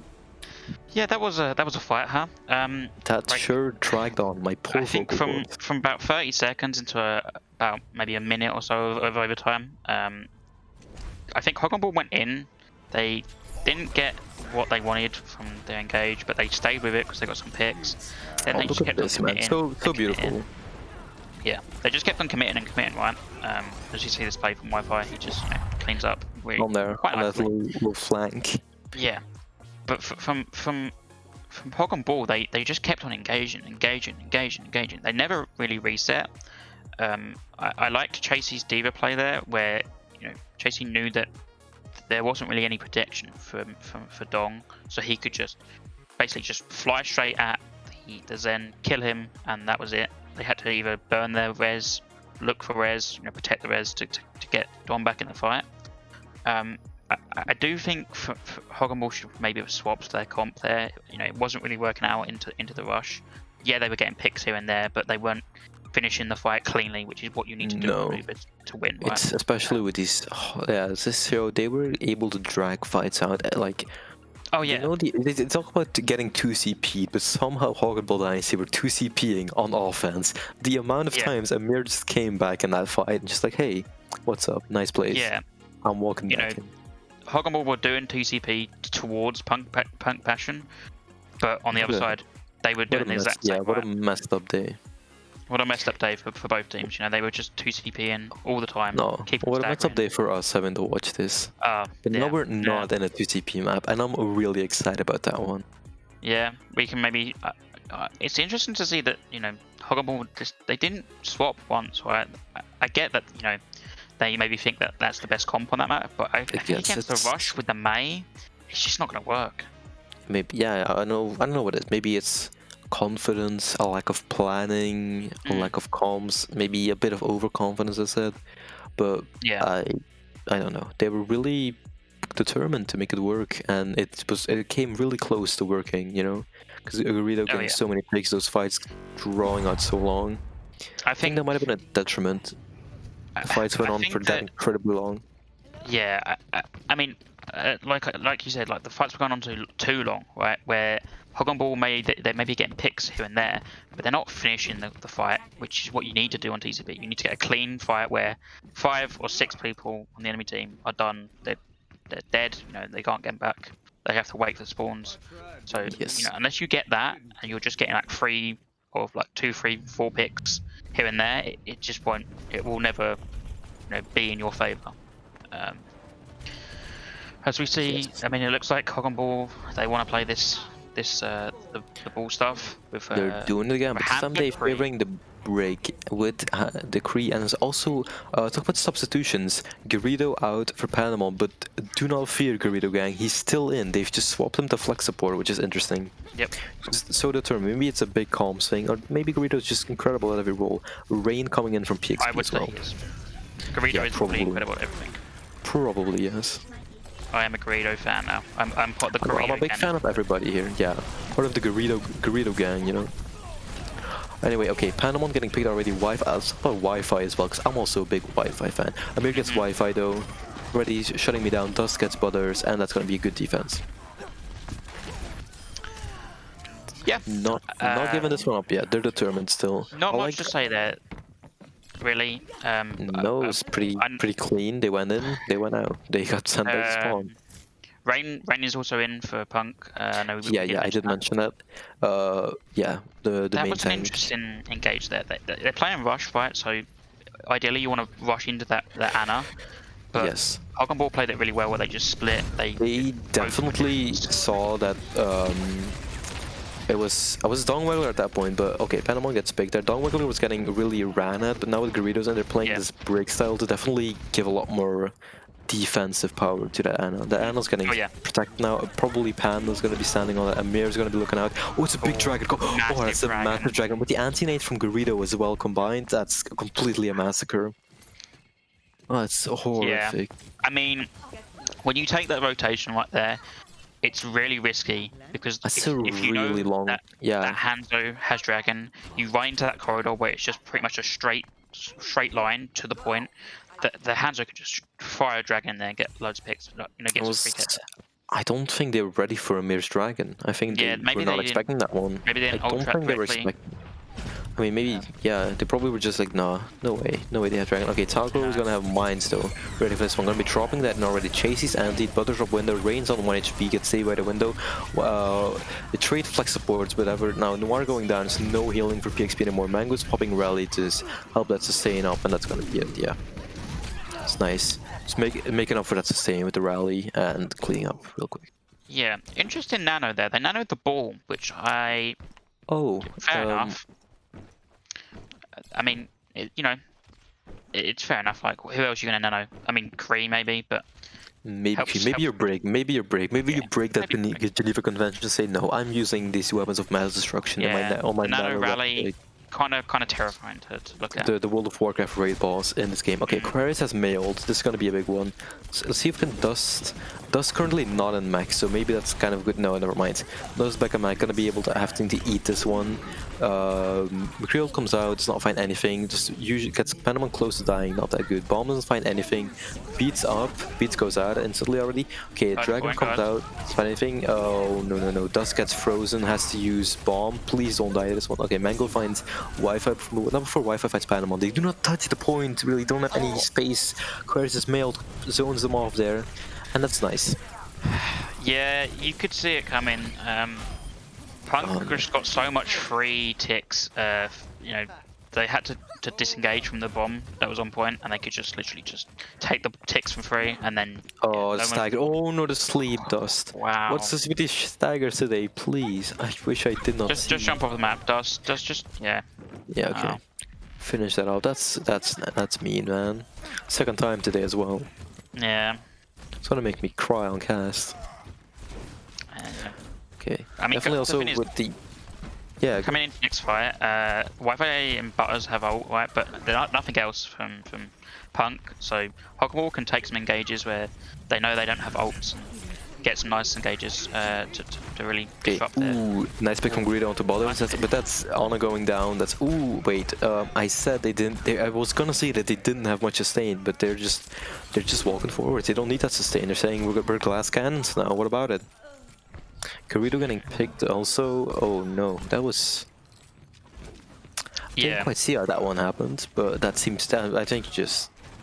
you just take the longer fight, right? They can't win the longer fight without Ana. So, ooh, Chasey, big bomb Chasey, let's go, gets free there with the mech. Wi-Fi picking up to just cleaning up Aquarius, picks up Mango. Yeah, I think now it's time to swap because... look at this. Past first point, it's really hard to get going. It's rush, yeah. I think Amir's gonna go for this dragon, they're gonna swap off as well.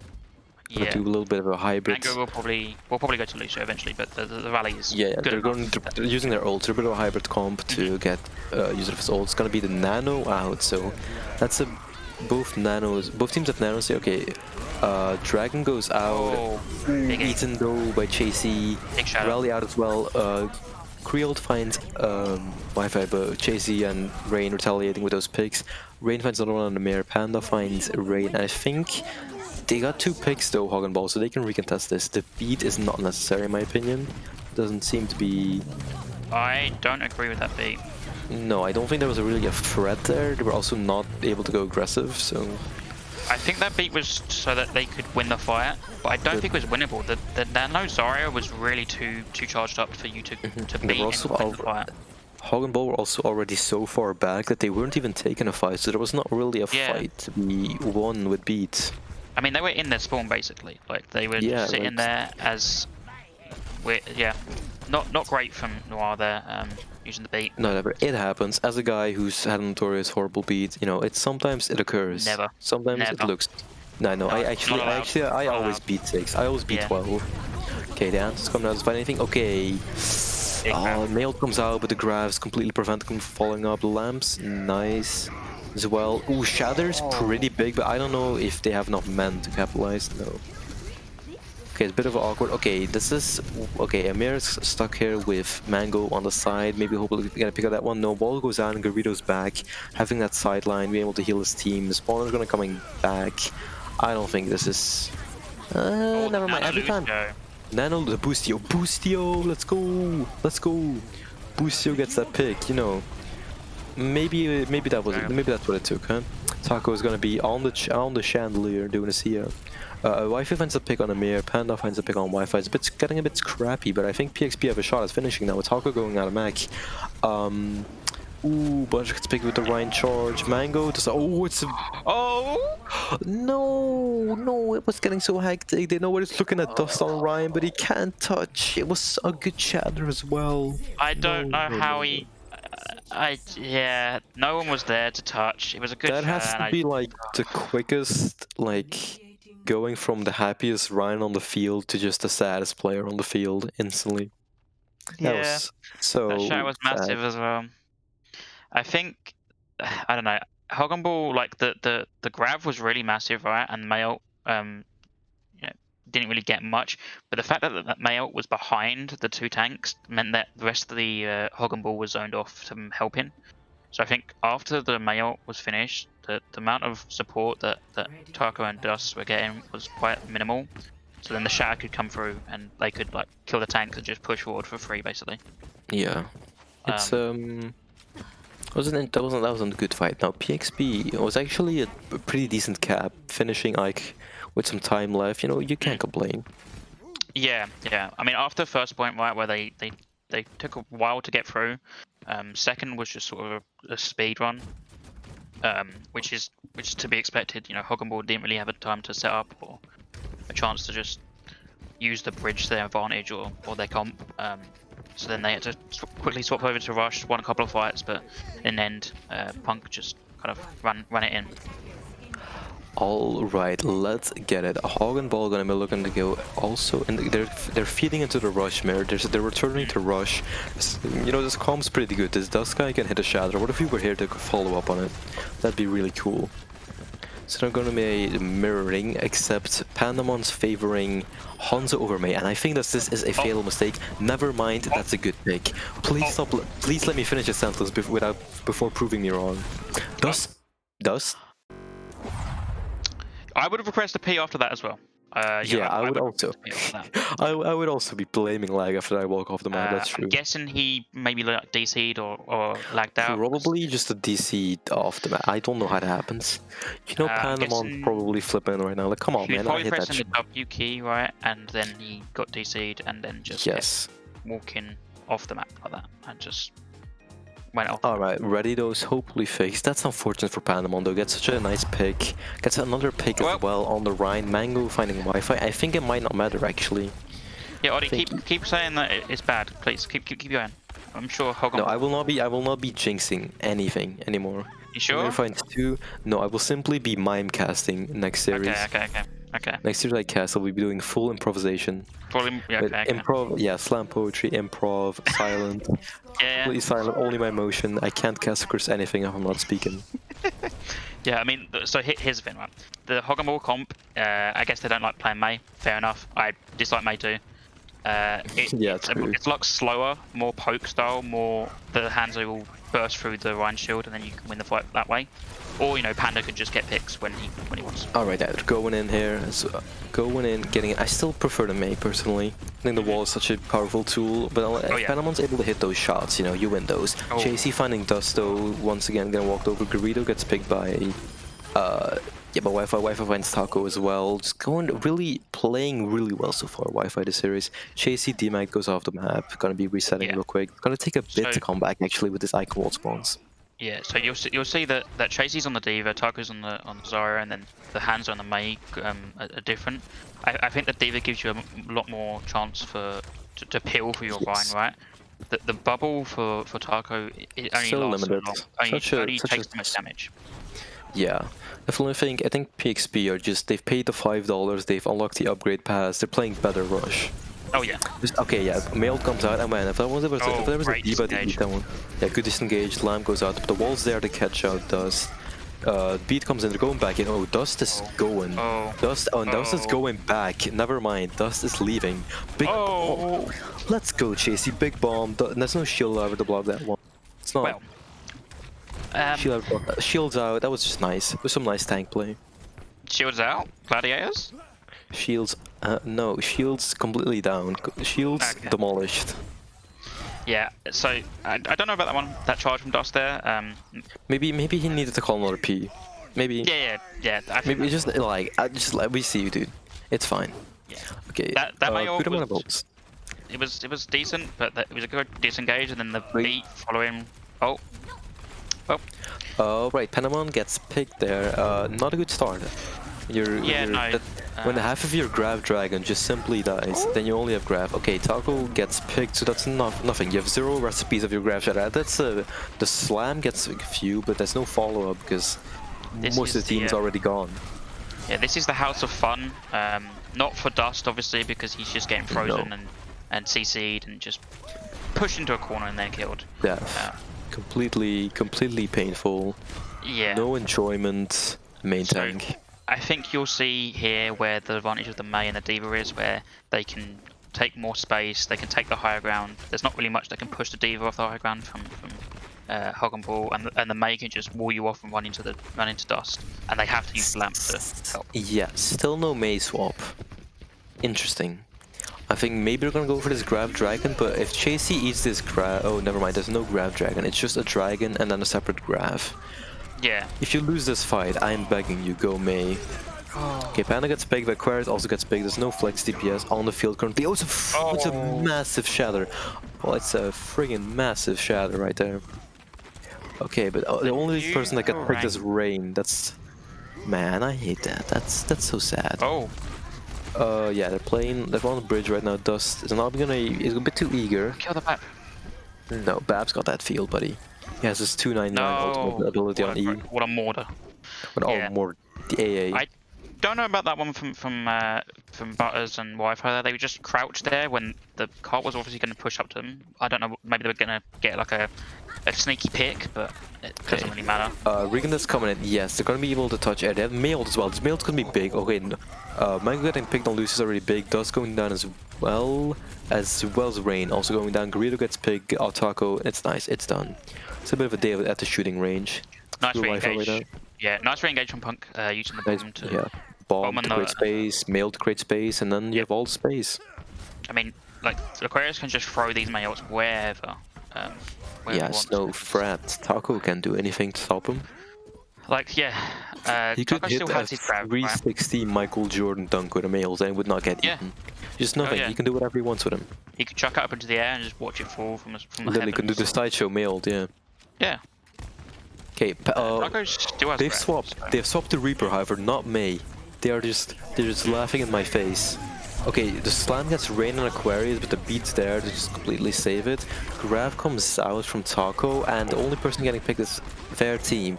Dust kills Rain, but no, it's not enough. I know I Yeah. called for the swap, but maybe not Reaper. It might be Saturday Yeah. and not Friday. And it's another pause. Well, this gives me a chance to say that Reaper, no good, because Not what Friday. are you going to do? Right, it's not Friday, you don't get the buff. Maybe Secondly, that's what... you're just going to run into the shield, right? The Mei is there to wall you off and to freeze, so the Reaper doesn't really do much. They also have a Diva, so you can't do anything. Yes. Wi-Fi is setting up on high ground. There's no one who can get to Wi-Fi, so he's just a high noon for free. There's no Diva to fly at him to eat it. The bubbles are already used, the lamps are already used, Grav's used, doesn't matter. Yeah, okay, it's gonna look towards final fight here, and Rain has shot. Dust is struggling a bit, maybe some connection issues, so blocking this one might be a bit more difficult when you're lagging all around, so this could be the ender. I think they're going to use window early though. That should be their plan. Yeah, definitely. It's gonna be early. Both teams have windows as well, but Chasey has that bomb. Both windows coming out real quick right here. Wall comes out. There's now Force on his right side. Bombs in the back line. That might find one. Ooh, that's a good move. What is that? Whoa, whoa, whoa. There's so many things happen right there. Everyone went off the map at the same time. Just dipping in the bridges underneath Ica Wall. That's it. Yeah. That was interesting for final fight. And that's PXP solidifying a bit of a revenge here. Yeah, they obviously didn't need Taco to win. That last fight there was pretty good from PXP. They used the window after Garito uses his.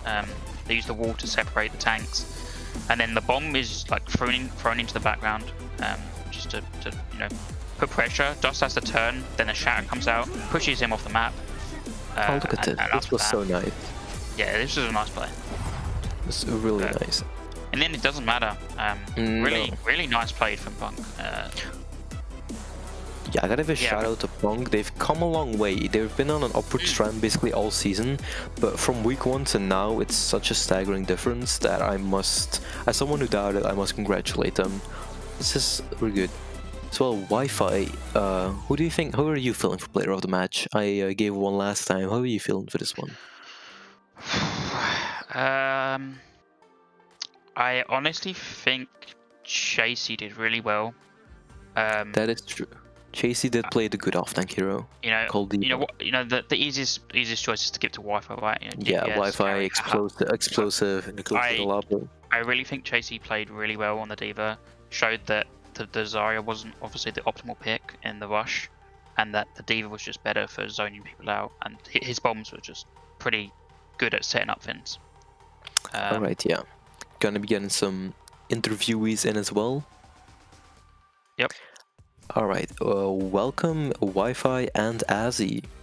A good game today, congratulations on the win, as well as taking that vengeance against Hog and Ball. Thank you.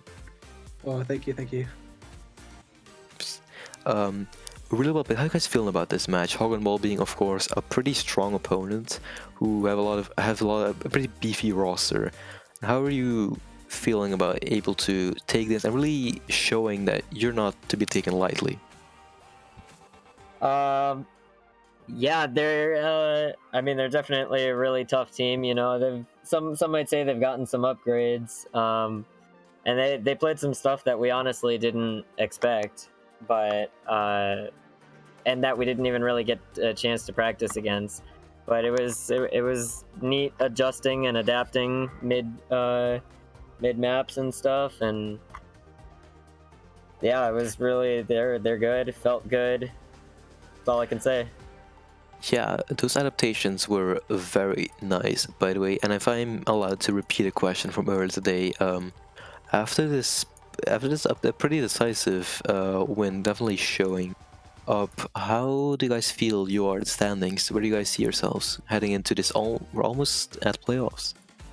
Yeah, well, I don't want to be too confident or anything, but you've earned a bit of Yeah. you can show off a bit. I think it's well earned. Yeah, I mean, I'd like to think that we're a top 5 team at least, and I think we're only going up and up. Nice. I love that confidence in the team. Yeah, I myself am a bit less egotistical. I think we're top 6 instead. Of course. I see. See the save bet. Yeah, of course. Genuinely, you guys have grown a lot, as I've said before. Fully, what do you guys like to say to, the doubters from way back? Now you're here at the top, doing just balling out currently. I mean, I know you guys are watching, all the doubters out there, and hopefully you guys at least like respect us a little bit more. I know people may still have their doubts, but I think just as the season continues and as we get to the playoffs, maybe the doubters will finally be silenced. Oh, I hope I see no doubters anymore. That was well played from you guys.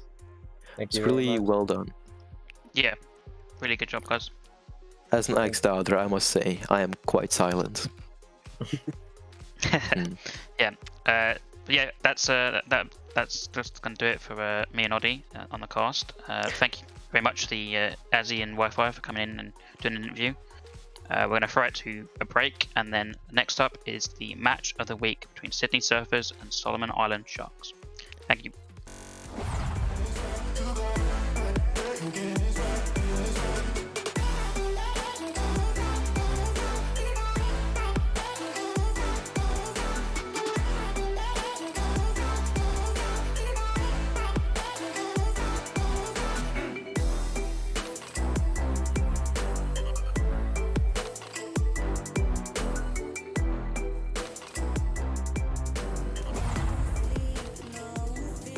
Different point of view.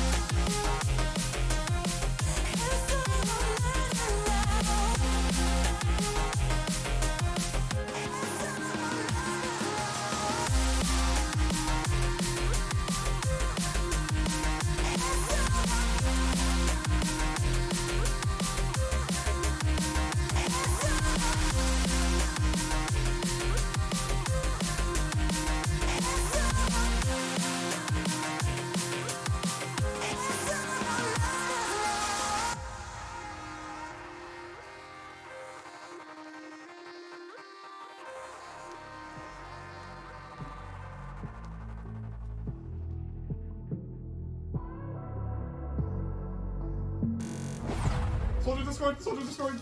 Nice. Sorry. Why is it taking so long? Kill Zarya.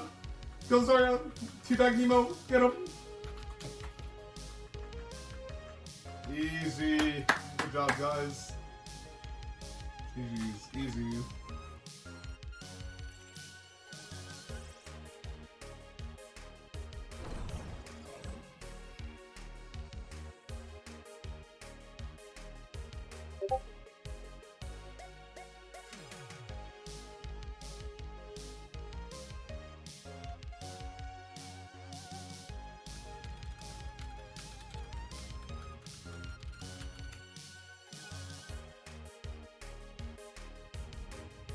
I'm in. Who the fuck are you? Ayo, what's up, fucker? What the fuck are you doing here? I'm the ExpressVPN made fairy, and your data is not encrypted, which means your files can be seen by anyone. No, my replay codes. Fear not. With the power of ExpressVPN, you are able to safely browse the internet and share files. That sounds like it would cost a fortune. No, you stupid bitch. If you use this link, you get a 30-day money-back guarantee and 3 months for free. Wow, what a deal. Thanks, ExpressVPN Fairy. I'm always here to help.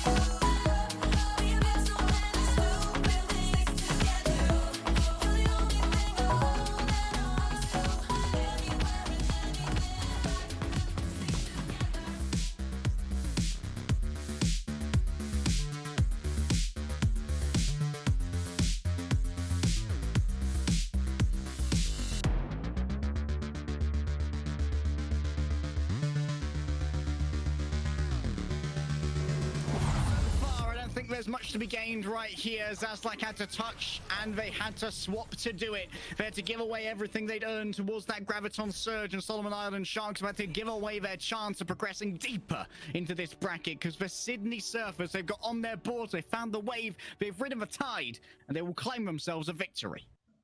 Your match of the week for Week 5 will be between the Sydney Surfers and Solomon Island Sharks. Both teams hold a 3-1 match record heading into this weekend, with the Surfers looking to bounce back from their bad loss against the top squad in the BPL, Research, in Week 4. The Sharks will have a different motivation, wanting to continue the regular season winning streak and have another shot to beat Sydney after the Surfers knocked them out of the mid-season tournament. Mustard sat down with Sharks DPS Farmer and Hayden, team captain of the Sydney Surfers, to get an insight on their team's thoughts going into our match of the week. Hello, Farmer. Welcome. Hello. So, last week you guys performed formidably against Alpine, another the classic Solomon Island 2-1. How do you feel about that match? Just looking back on it. I feel like we played really well first map, but then Indra decided to play Genji and get like 2 zoning blades, and my team did not click W. But we got the dub in the end. Garden hard carry. So true. And Jen with the sneakers as well. Yeah, it felt good to beat Mac, my teammate on Typhoon. Always does. Yeah, of course, yeah. And so what are you looking to improve on this week? Well, just generally, what we're running. Also, you know, like, I don't think we rotate really well. We don't really call targets really well. So improving our shot calling is pretty key. I see. And what do you want to prove this week? What do you think, you know, what is the one thing that you think your team, that everyone believes is just your weakest point? What are you looking to prove? Our weakest point? Probably shot calling. But I feel like if we're kind of stepping it up in the shot calling regard. So I think we could improve our like coordination there. All right. And this match is against the Sydney Surfers, you guys, this week. Nice rematch from the mid-season tournament as well as the match of the week. So, how do you feel about this match going into it? Pretty confident, I think. We've been playing okay in scrims so far. I think we've gotten a lot better since mid-season, and that game we did play against them was kind of a mess. So I feel like we have to prove ourselves in this game too, which will definitely motivate our team a lot. Yeah, for sure. And are you gonna play role roulette this week, or are you gonna stick to one role? Me? I'm probably sticking to one role. Alright, huge. And yeah, thanks for your time and good luck. Thank you. I am the best Paul in BPL. Hello, we have Hayden here from the Sydney Surfers. How you doing today, Hayden? Could be better. I'm kind of tired, but yeah, me too.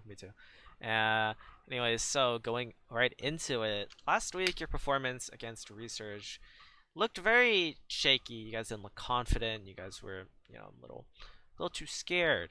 So, what do you want to take away from that match? That I really think that we should have won that match, right? We should have. I think we just played awful pee-pee-poo-poo. We're bad. Yeah. But I think we are better than them. Yeah. All right. Then, what have you done this week to make sure that you guys don't play dog doo doo pee pee poo poo?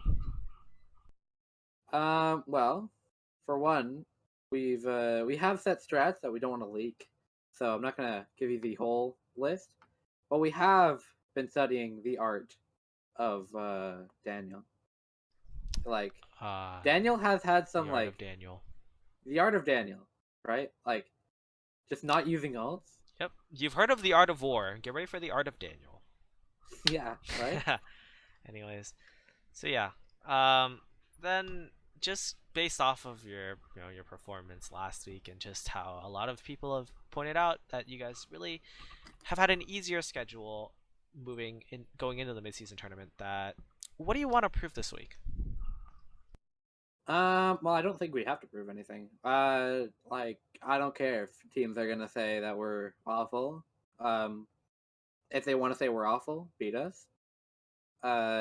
We have beaten every team except for Research we've beaten. So, and I think Research were probably hacking or something. Like, they can't be that good, right? Yeah. Something. All right. I got you. A little bit of match fixing, maybe. Yeah. Who knows? All right, then going into this week, your match is the match of the week against the Solomon Island Sharks, which you guys played back in the mid-season tournament. So, how do you feel about it going into the match? Well, I mean, last time we went against them in the mid-season, obviously the ringer situation. But they had an opportunity to win map 2.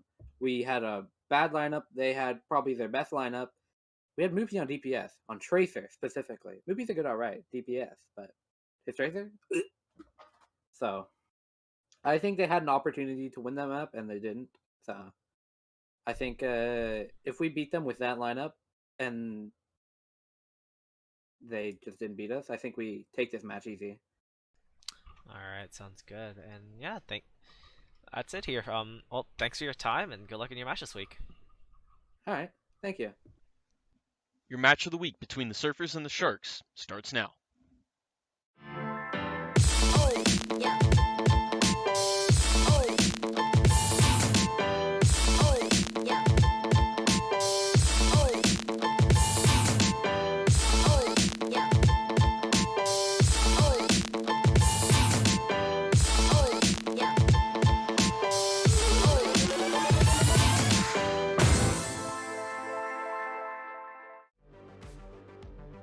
Hello, everybody. Welcome back.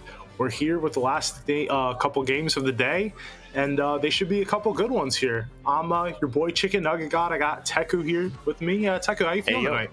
I'm doing good. I just finished up a scrim. Lost it again, as you always do, but I'm feeling good, and I'm excited to be casting these last 2 matches. Same here, man. This it should be a good match. We have the Surfers versus the Solomon Island Sharks. This is actually our match of the week here. Last match obviously got bugged due to some unfortunate situations last minute, but this week should be the good, rematch of the quarterfinals and actually see who deserves to maybe win and should have been in that finals or the semifinals. Yeah, I'm sure that most people are probably hoping there's some sort of bad beef anime arc going on here, but I'm honestly thinking that this is going to be a really good match, and the Sharks are going to try and prove to Sydney that this was theirs to take. Hello, Cat. Yeah, he wants to be up here. He's vibing with us. But it looks like our first map here is going to be the Volskaya, a nice old 2CP map.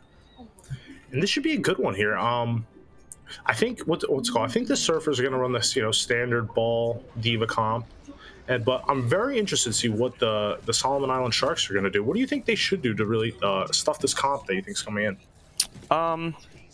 Well, most of the top teams, I will admit, we have seen kind of stick to this Zen Brig ball core, and then usually like a Tracer or a Diva, and then the final DPS is kind of a flex, usually Echo. In this case, it looks like it's going to be an Ashe. So we've seen most of the top teams compete with this. I am interested to see if Solomon Island Sharks choose to kind of mirror into that, considering Jen is a very strong Wrecking Ball player, or if they potentially lean into a counter comp. Surely we can't be seeing a Genji comp here. It looks like it. It looks like Garden's coming out here with the Genji. On a Genji, Fun fact, okay. We do have AMAC in here. AMAC is the new player for Solomon Island Sharks. Indra unfortunately retired, so now they got a new player, and this is going to be his first performance with his new team. Looks like he's going to be playing DPS here. They're going to go for a super monkey ball kind of comp here. That's what I've been told it's called. It's like an old school dive, but with a ball instead of a Diva. And it looks like there's just trades going back and forth now, and Surfers are just stuffing them in. You know, that entire team fight, I felt like I was watching the Solomon Island Sharks health pool just slowly dwindle collectively, and then eventually Sydney just found the point that they would crumble onto them, or dogpile onto them, and that's exactly what they do. Garden the first to fall, and that's going to be the first hold for them, as there's some shenanigans in the backline, it would appear. We have AMAC and Jen doing a little flanky flank. Yeah, they're setting up for this dive real quick, making sure they're waiting for their whole team to be ready for this engagement. But it looks like, as we say that, the Sydney Surfers are taking the advantage and pressing in and doing the dive. There's trades going back both ways, and Mara gets a huge stick on the Garden. And that's going to be, I think that's going to be it. They're going to get 2 CP'd hard here. As you say that, though, Meister's going to go down to Jen. Nope, that will be it. Both tanks get taken down very quickly after I say that. Call it a caster curse if you want. That's going to be a dead team fight. It started off pretty well for both teams. They both engaged onto the back lines, both got a support, but it was ultimately Mara getting the second follow-up kill that kind of started to snowball things into Sydney Surfer's favor here as we come into this next fight. Sydney, once again, with another advantage here, looking to have 3 ults as the minefield comes online. And Solomon Island Sharks, really no ults to be seen. Choosing that Genji early on, never got a blade, having to swap after realizing it maybe wasn't the most optimal pick, and now as this fight breaks out, they actually get a huge flash onto Jack, and he does go down. That's actually huge. The Wrecking Ball player going to be gone. They're going to throw the Bob into the alleyway, and Jen is going to go get taken out as well. Goomba Stomped is Texas Money Jr., and now it's going to be a 5v4 in Solomon Island Sharks' favor. We're going to be seeing false swords, it looks like, wrap around, and now he's going to find him kind of all by himself, throwing the bomb, and this might be huge, but no, everyone's able to find cover. And now, as the remet comes back in, we're going to be seeing a very scrappy fight. Minefield out on point, high noon as well, and as they're squished into this mega room, I honestly think that we might be seeing Solomon Island Sharks take this. As I say that, though, the Wrecking Ball ult for the side of Sydney Surfers is going to come out. Emmy is going to get a huge whip shot onto Hayden. Jack going down once again. Garden finding the kill onto him. As was yapping, Robbie also popped the Primal, staying alive. Jen is going to go down here as well. The rally on point, this should be a done deal, but as I say that, False Swords is going to be stalling it out even more. I think this should be done. Yes, this should be a one fight in favor of Solomon Island Sharks, and it is going to be costly, but hey, you take it.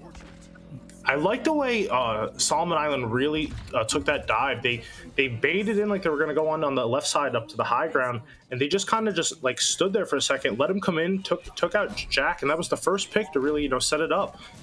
And now as they head in to second point, this is going to be huge here for Solomon Island Sharks. They have Nano, and AMAC does have the pulse bomb. This should be actually a huge opportunity for them to get in. And as I say that, Garden gets a pick and uses his Deadeye, but it will get, oh no, Hayden turns in the favor, and it will be a good fight for Sydney, standing strong and keeping the defense alive. And now it will be just clean up.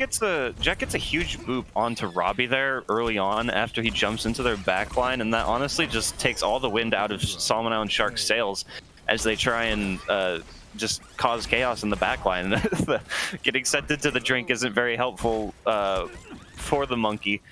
And it looks like they used all the ults they had, the Pulse Bomb and the Nano. Now they will have a Minefield, but that's about it. Meanwhile, on the side of Sydney, it's looking close to 6 ults.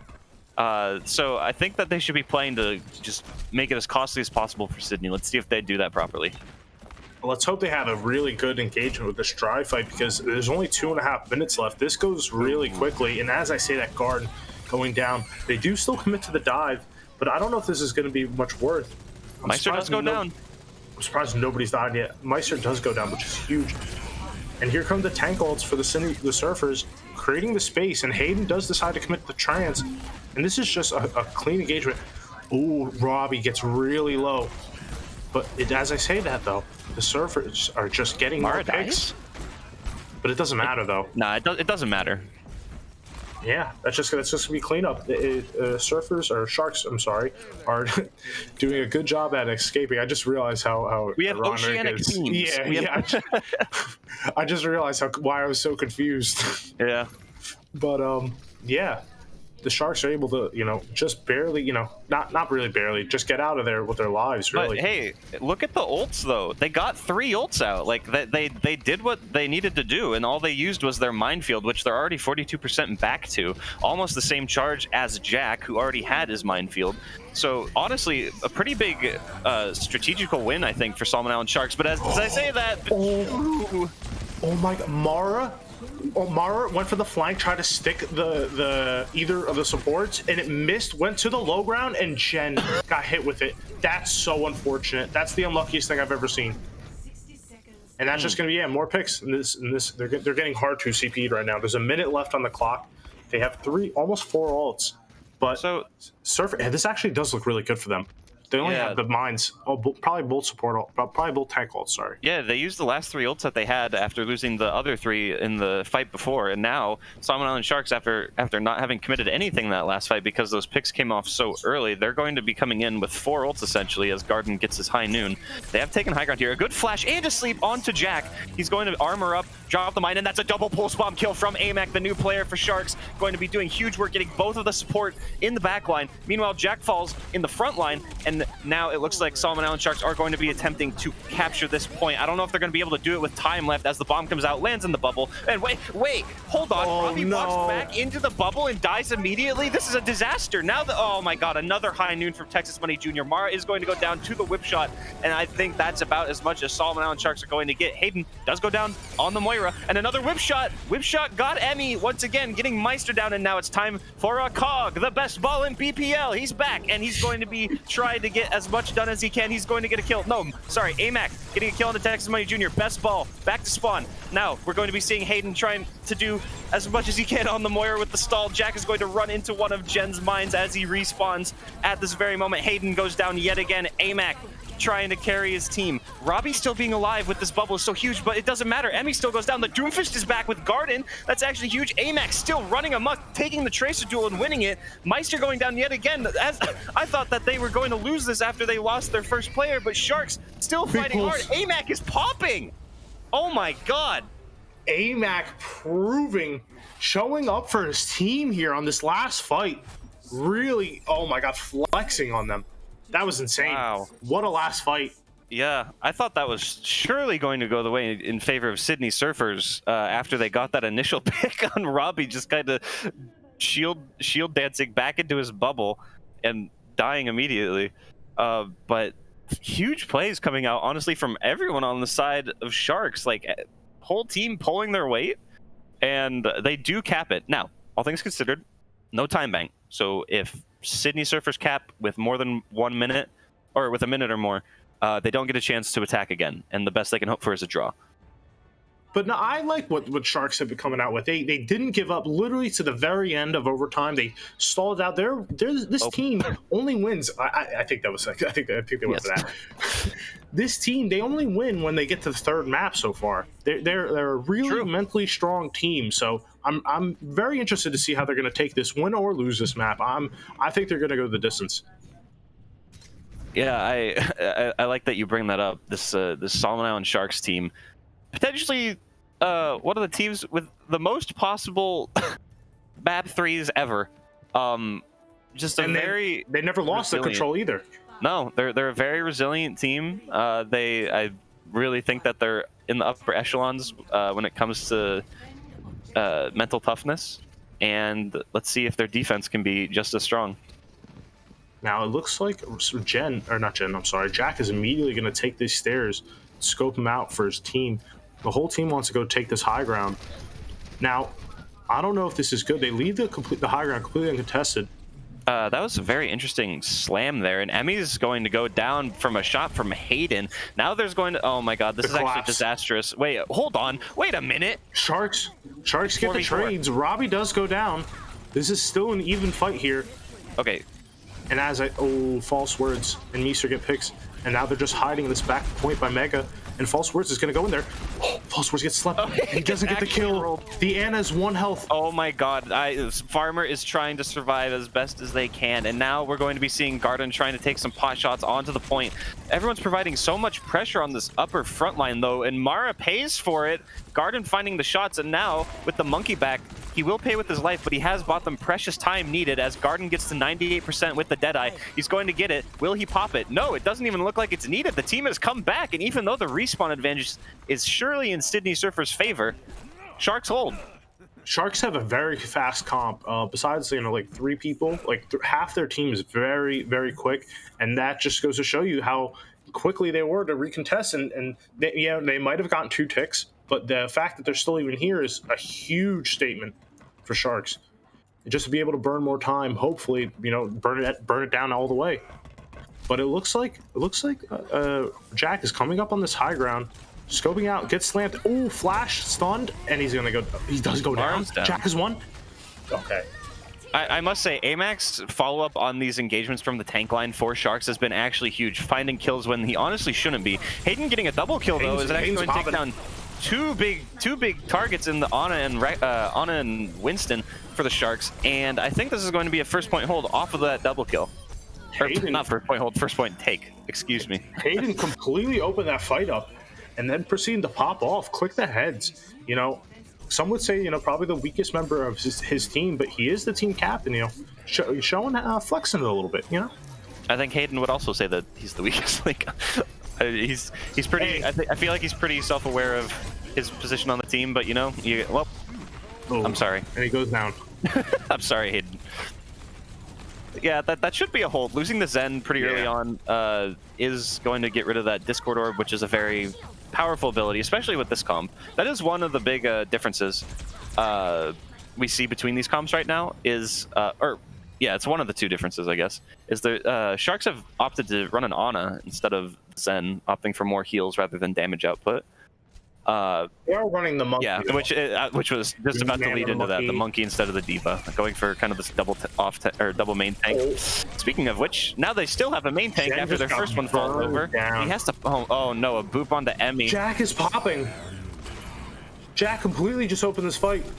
Got the boop onto Emmy, and now he puts the mines on point, and they have a full presence. That's a huge minefield, though. Come back with the mines to field of his own. That actually forces 2 ults. I'm not sure that the self-destruct was honestly needed. The trance was enough to clear the mines. Maybe it was just hoping that it would kill someone. And Jen is going to find one of the enemy's mines. But wait, this Brig armor is actually keeping Garden alive, and he's able to get the kill on the Texas Money Jr., his McCree counterpart. Robbie coming back on the Reinhardt, not going to find anything, but the over armor from the Brig rally is going to have allowed Garden to get this kill. And now as they come back in, the respawn advantage of 2CP going to be taking full effect, and that should be a hold, I believe, as Jack is going to just do some funny swinging. Yep, that was a very good rally. Honestly, that clutched the fight out.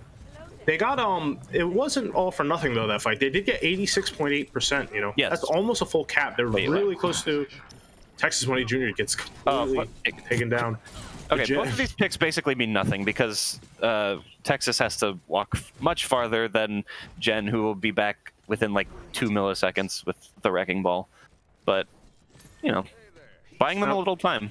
Now, some would say he's the best BPL on the belt, best ball in BPL, but who is the fastest? That's what I want to know. I think it's Jack. Jack comes in at Mach 10 and literally gets out with half health before anyone shoots him. And now they're just going to pressure this point here. No, Robbie goes down. And it looks like, oh wait, a D-Mech actually coming out onto false swords. The whip shot yet again. Jack is also going to go down. All right, both balls are out of the fight. The only thing is Robbie coming back on the full health Reinhardt with full shield is going to provide much more cover. As I say that though, false swords is going to remech, and the charge comes in, doesn't hit anyone. Hold on. There's a Reinhardt in the side, trying to kill anybody that he can. And a minefield is going to come out from Jack. And now that they... Oh, wait, hold on. Jen almost walks into mines, gets out safely. Another high noon. Remember, this fight started with a high noon kill onto Robbie. And he's going to get him again on a different hero this time. Immediately followed up with a headshot onto AMAC. Oh, my God. Texas is popping. This should be a cap here. That's it. Yeah. And they do it with over a minute. So the best option here for Sharks at this point is a draw. Now, I think they can clutch it out. Do you have your telescopes out? Teku.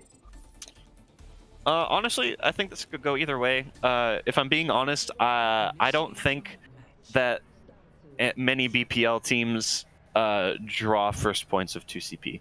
And that's not because it's like, oh, it's 2CP. I just think that most BPL teams are not capable of a full hold.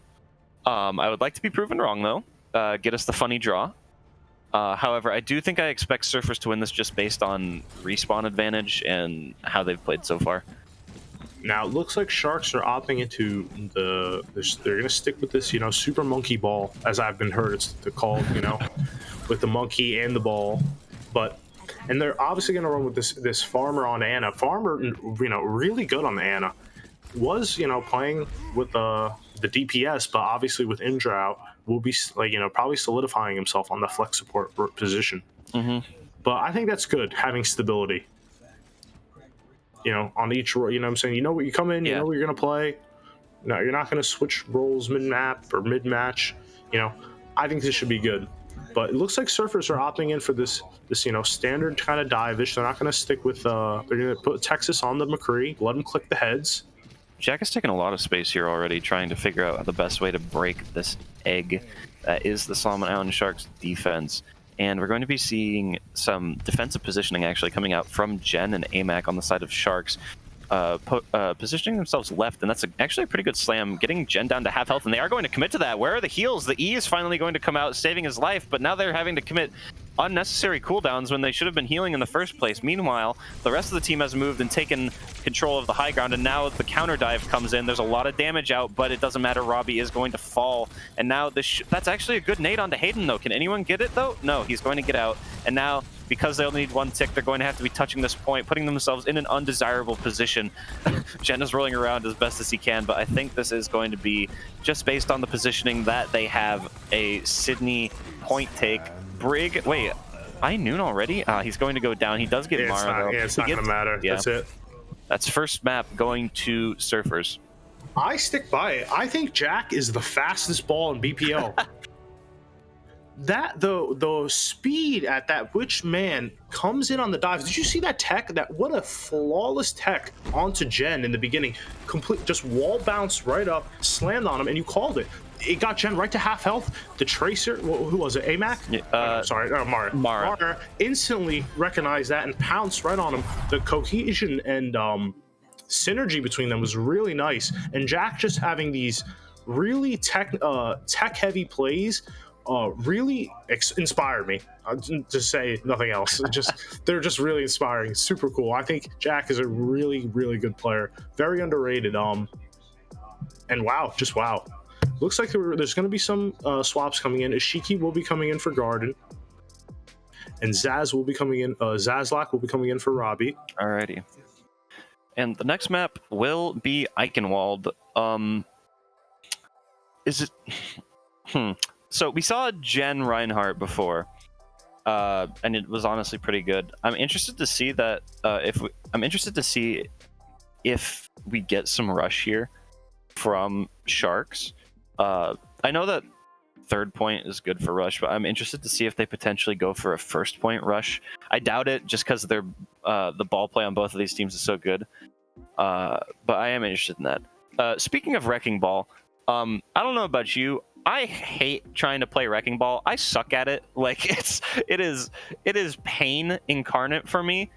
And getting to watch two Wrecking Balls who actually know what they're doing is very nice. And I'm sure that they love getting critiqued by by me. You know, I'm just a plat.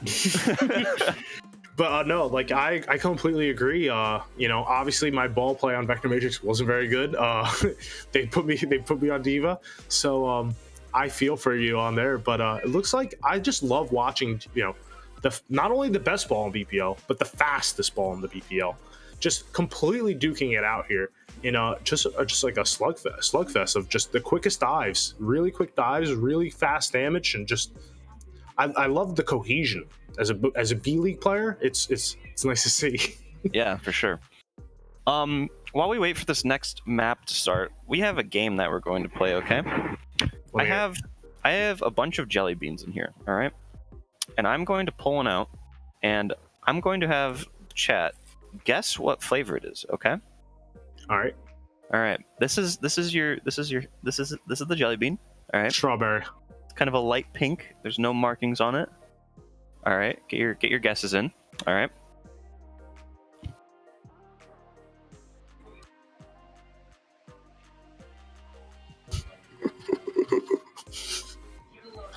I don't think it's that, chat. Waiting for the correct answer. Well, no one guessed it. It was bubblegum. The correct answer was bubblegum. Today, all of you were losers. Unfortunate. We'll try again next time, okay? Looks like it. But why don't you give me one? I want a green one. You want a green one? All right, I want a green one. Feed me. Okay. All right, this is an interesting one. It is green, but it has some green dots on it. You see that? Yummy. Okay.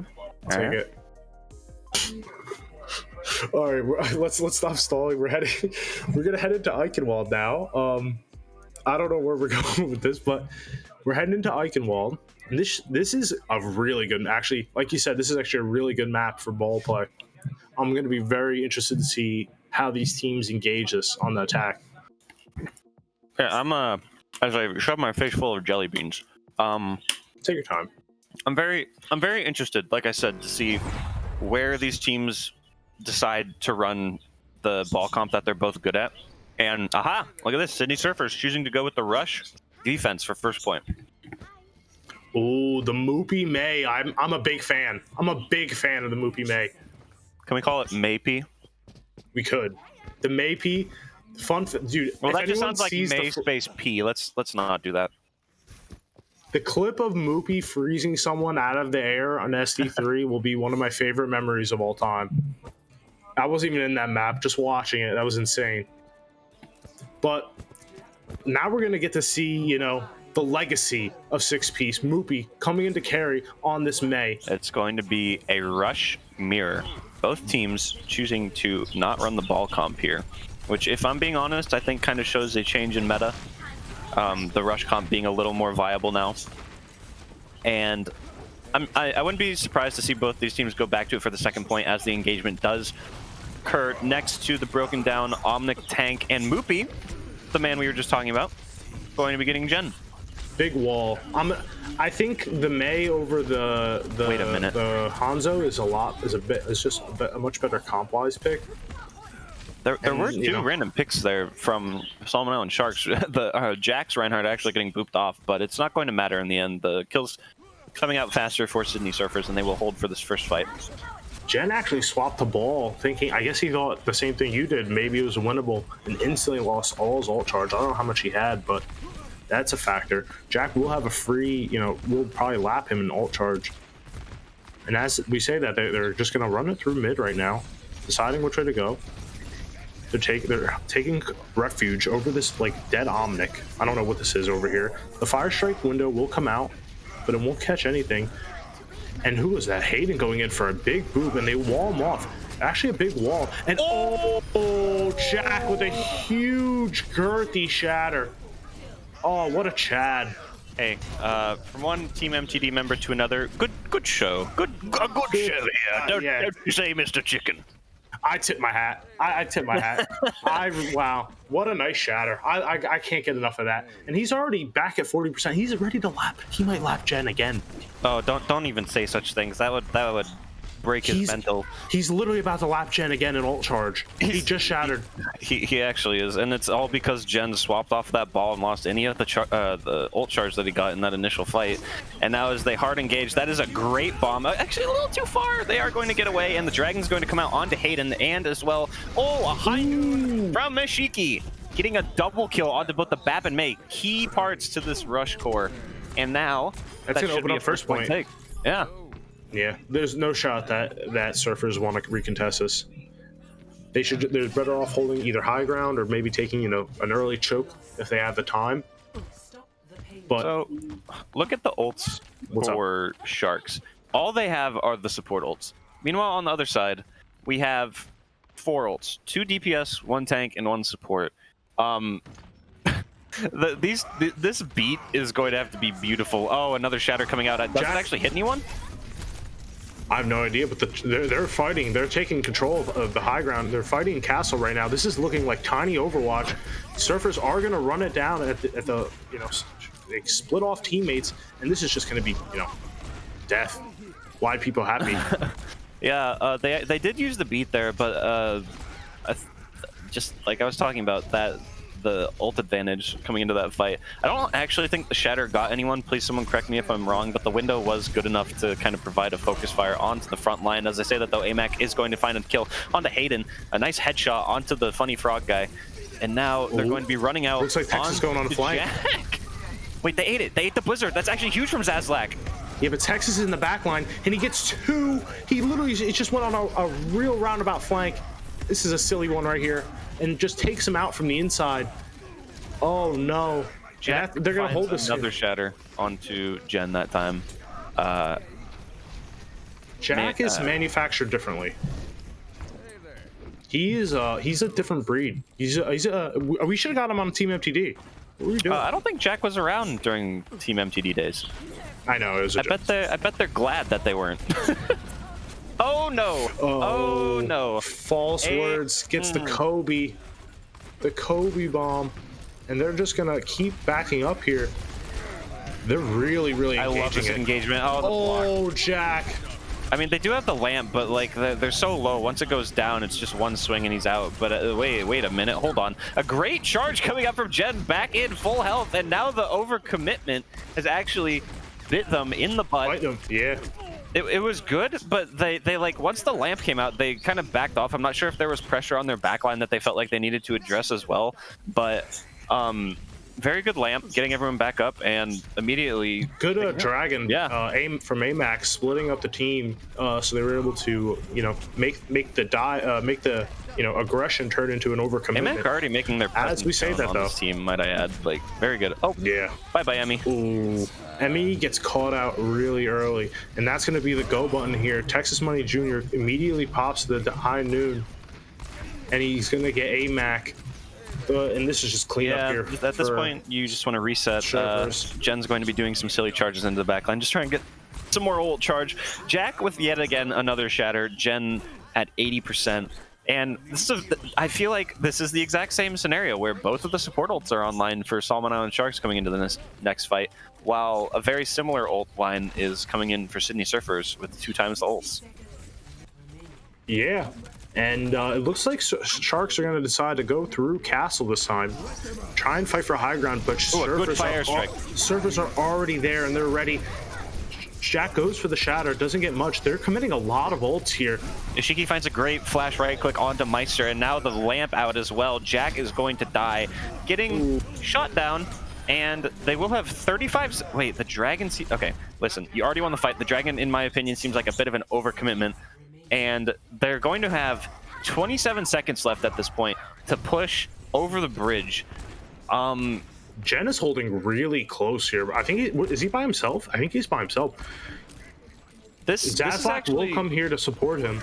This is actually potentially the best place that they could go. The Shatter's not going to find anyone, but they do have the window and the high noon as well. They just can't go onto point unless they want to immediately fall over. Yeah, the shield is going to immediately disappear for Jack, but he has another Shatter soon. The bomb coming out, and that's going to get... That was huge. Wait, hold on. Jack pinned in, he counter pinned into the Rhine to make him take down shield, and then the Rhine got booped off by the bomb. That was insane. What a man. Oh my, what a manly man. Man. Just man. Honestly, wow. That was crazy. What a nice engagement from Surfers, just stalling it out. What they stalled out the window, stalled out the Deadeye, the Shattered block, and then just completely waited for their whole team to recontest, threw the bomb in, made Gen either bomb or Ryan. What are you gonna do? Something that hasn't been talked about yet, I feel. Let me hear it. Even though it's coming up soon, is MVP candidacy. And if I were to think of a main tank that has proven themselves on multiple heroes and been super proficient on all of them, it would be Jack. Like I think Jack has shown the play. They have the results. They have the gameplay to back up an MVP nomination for like a main tank MVP candidate, in my personal opinion. I would agree. I'm 100% a Jack simp. Oh, if Jack, yeah, you could say that. If Jack got MVP, would that be two main tanks? A main tank getting MVP for the league twice then? Because last season we had we had Stephe. I forgot about that. That would be interesting. That would be very interesting. Maybe you do have to look at players. Maybe like players like Ahi from the research, not research academy, from research, and but we'll get there when we get to there. The MVP talk when it comes. But I like your input. I don't disagree. As we say that though, the rush comp's coming in from both. It's a very aggressive push. And yeah, Surfers smell the blood in the water, and they're becoming the sharks themselves. And as I say that though, it will bite them in the ass as Hayden goes down. AMAC just hitting so many good shots here. Like Gen going to find a kill on the Jack. Emmy will fall to Moopy. This should be a one fight though, with the DMAC coming out on to false swords. Or sorry, false words. Or foul swords, false words. I guess there's just no E, but I would assume it's false words. That's what it says in the notes. The English language is an enigma, Well, I'm chicken with CHKN, so I don't really want to. I don't want to get into this conversation. But the fight's coming in, and the window does come out. Do the fires come in? Oh, but Meester already goes down to Gen. So both windows come out. AMAC, once again. This is just TV. They're just looking at each other through the windows. How many times am I going to have to witness the kill feed showing me an AMAC headshot onto the Lucio of Sydney Surfers? Like, it's just always hitting these shots onto arguably one of the harder heroes to hit. The riding walls, jumping around, the hitbox stretching out and making him look like a taffy man. Like, it's great shots. A lot of ults though here for Sydney Surfers, and I expect them to pop the high noon here. Yep, there it is. They're going to be running in the speed boost.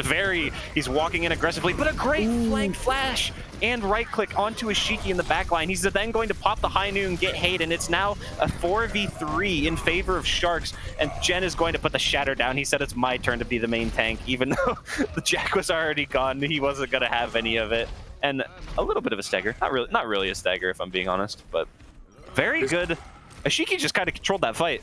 Ishiki pulling himself a Texas Money Jr. cosplay, going on the flank and just picking off two and starting off, so just ending the fight before it really could even start. And now Surfers are just getting ready for this next fight, getting themselves together. They have 0 ults. So just they're coming up on Diva Bomb, but that's really it. AMAC uses the dragon early, doesn't get much, and the bomb comes down. We'll take out the lamp. And there's just fighting going down the point. Oh, it's very even here. Saslak, both Divas, DMAC, and Moopy goes down. We're going to be seeing we're going to be seeing AMAC. Oh, the window, that's actually huge. They can burn this Ryan shield. They will have point pressure for now, and they're going to have to eventually touch if they want to hold. And the respawns, I think we're going to see start coming in from the left side, and yeah, they're going to be essentially forced to come in. But now Jen coming back on his signature hero, the Wrecking Ball, and he's going to be spinning on the point to try and keep it from being captured. Jack, in the meantime, tries to charge him off. He somehow isn't dead yet. How is he alive? He's getting healed up, and now the window for the side of Sydney comes out. This is a crazy huge beat from Emmy. Huge beat from Emmy. The bomb from False Words comes out to Remech, trying to keep contesting this point and cap it. But Solomon Island are trying their best to deny them. There's just cogging and stalling. Emmy is so low, but keeps it going, and that will be it after Jen goes down. Man, and that should be it. Tooth and nail. Like, actually, so back and forth between these two teams. That fight could have gone either way. Just so many small little things there that ended up changing the course of that entire team fight. Bravo to both teams. Surfers do eke it out in the end, and they will have a decent amount of time, but honestly not that much for point B of Eichenwald. Eichenwald second is honestly a pretty long point, which is made up by third being relatively short, but Surfers going to have to win 2 very decisive fights, most likely 3, as the minefield does kind of trap Surfers for now, but the shatter, there's no shield for Solomon Island now that they're back on the ball, and Jack puts the hammer down. Man. Oh no, Ishiki trying to get the flank high noon, but it will get flash fanned by Texas Money Jr. And this is looking grim here for Sharks. They're heading around this final bend here with almost 2 minutes. And what do Sharks have? Sharks only have a window, maybe a Diva Bomb, almost a dragon, but not much here. Surfers have both their DPS holds, and this should be a great at zoning. Meester uses the early window, and they're gonna hold, and they're just gonna wait it out until they can get a nice engagement. The counter window does come out. Big fire strike. No one is hit. Ishiki does fall to False Swords, and this blizzard is so good. Massive. There's nothing they can do about it. It's over. This is over unless this bomb gets 7. No. Wait, okay. Listen, the respawns aren't going to be there in time. I don't think so. Yeah, the wall will come out, and so look at how many ults they had left over, even if they came in.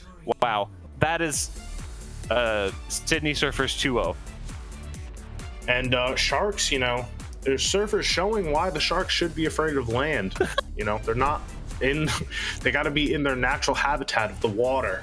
The I don't know where I'm going. Here, I'm gonna make it. Oh my God, that shatter. I'm gonna make an even worse joke. The Solomon Island Sharks weren't able to make it work. Haha. All right. Well, I would say the match MVP is Jack without a doubt. I don't think. 100%. I don't think. 100%. I don't think there's any argument. Yes. Wow. Dominant, manly, Chad, MTD. Very strong. Wow. I was impressed. I mean, like I said, there's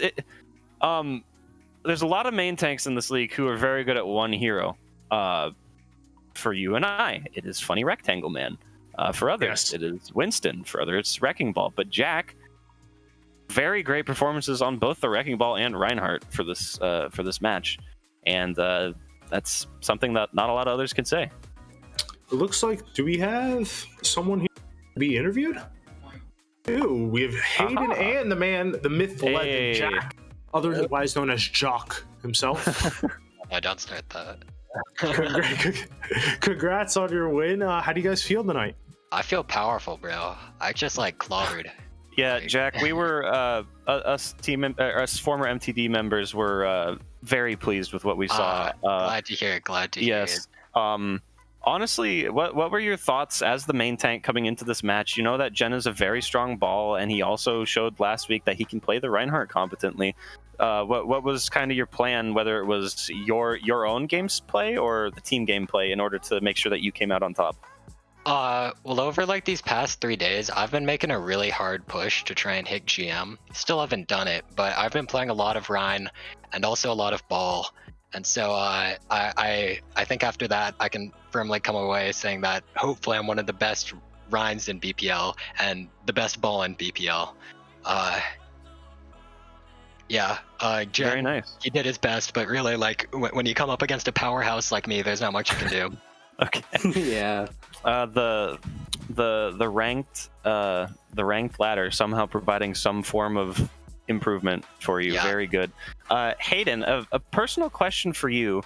Does your head hurt? I don't know how many times I saw AMAC headshot you, but it hurt. What was happening in that line? I used all my power map 1, And then map 2, I just decided to die at every fight. I didn't. So you were the sacrificial lamb for Sydney Surfers, so that everyone else could spread their wings and fly. Let's go with that. He took the bullet, so the other people didn't have to. It's actually a really advanced technique. Yeah. Very nice. Exactly. So distraction. Yeah. Chicken, do you have any questions here? Jack, hey, you want to queue some time? Nah, I gotta go skiing, bro. All right. Alright, so no, I will mean, queue with you sometime though. I got you. We've seen you guys be very dominant against all teams except for Resurge, who kind of with the mid-season tourney and last week kind of throned themselves at the peak of BPL for now. I have to ask you, as essentially the dominant second place team, how do you dethrone them? Like what are you trying to do in order to beat them? Because I feel like at the moment you're realistically the only team that has proven to be nearly as dominant as them. We need to have all of our players there on game day. Like, geez. Every time we've played, we've been missing someone. Like, last time we played, we didn't have Chance. The time before, I wasn't there. But I think if it comes down to, like, us bringing our A game, like how we did today, we're gonna put them in their place, right? Like, they can't be on top forever. And, yeah. I got a really good quote for it. So, like, you know how, like, people say, like, fight fire with fire? Mm-hmm. Fuck that. Bring a hose and just fucking spew it with water. True. Hold on. Is this for this analogy, is this a garden hose or a fire hose? Take a fucking fire hose. Spray that shit all over that fire. Okay. What do you do with that fire? You surf it. Yeah. Yes. Great metaphor, Chicken. Okay. Well, Hayden, Jack, congratulations on the win. I'm excited to see what you guys pull out next week as we kind of bring the season to a close. And we will now be heading into our next match soon, which will be Malding versus Majesty, which I think has the potential to be kind of goofy. I don't know about you. I'm hoping for like kind of a goofy scenario, a little bit of silly haha. I don't know. Something about this match. It's speaking to me. Yeah. I think it's gonna be a good match too. We have Panther, Rafiki, all these players. Bing Bong, love the Bing Bong. What a good guy. But do you have any closing thoughts, Surfers, for the rest of the season? Any trash talk you want to get out? No, throw down the I'm gauntlet. stopping this right now. We're not doing this. We'll see you guys after the I'm break. actually not gonna trash. Oh, okay. Have a nice break, guys.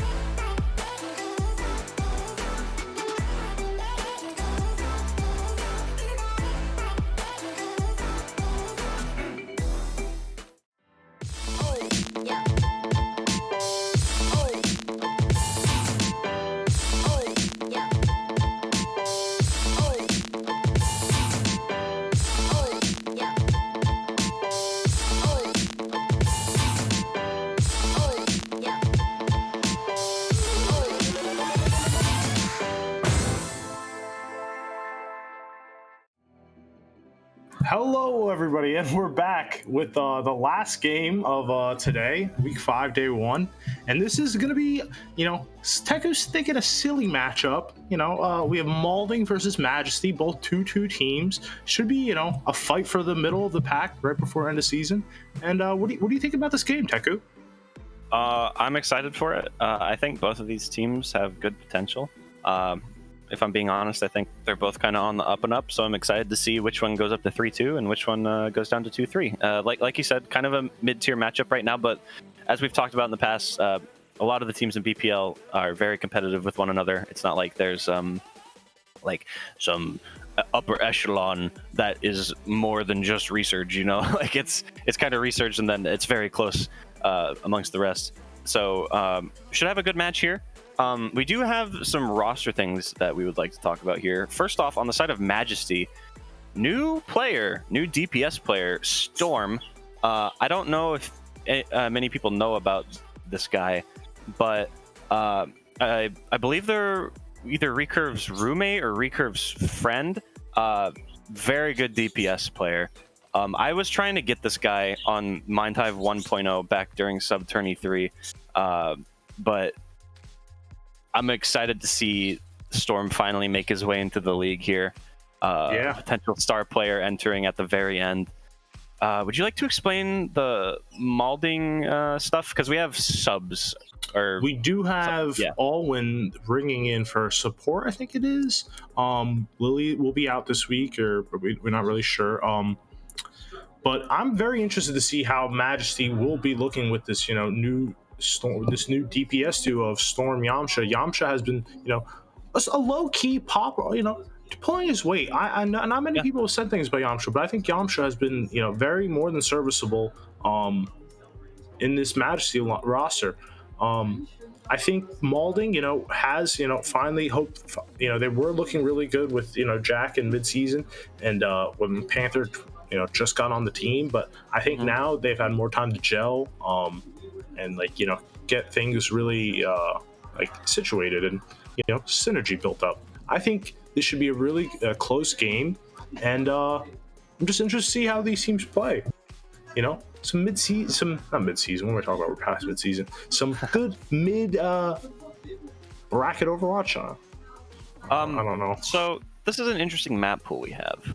Temple of Anubis will be the first map we're going to for our 2CP map. One of the better 2CP maps, I would personally say, which will then be followed up by Blizzard World, one of the worst hybrid maps in my opinion, and then they'll go to Nepal, and if required we will go to Lijiang, but the potential of that is most possible this week because it's hybrid and 2CP. If that doesn't happen, then whatever. But we will be heading into this Anubis. How do you think teams are going to want to attack this? Do you think they're going to want to attack this with this normal kind of Ball Diva Echo comp, or maybe a Rush variant? What do you think these teams were going to pull out probably to win this? It looks like. If I'm being honest, I think Malding is going to be playing Rush. I've been trying to say that they've kind of switched gears and gone full Rush recently, and they're starting to get very good at it, so I wouldn't be surprised if we see that from them. Majesty, honestly, don't know. Like I said, Storm being new kind of leaves things in the air as to how if they want to build around him or just kind of make him a piece of the machine that they already have running. So it looks like we are going to have Ball Sigma. We haven't seen much Sigma recently after he got nerfed with his shield, but I'm excited to see him here.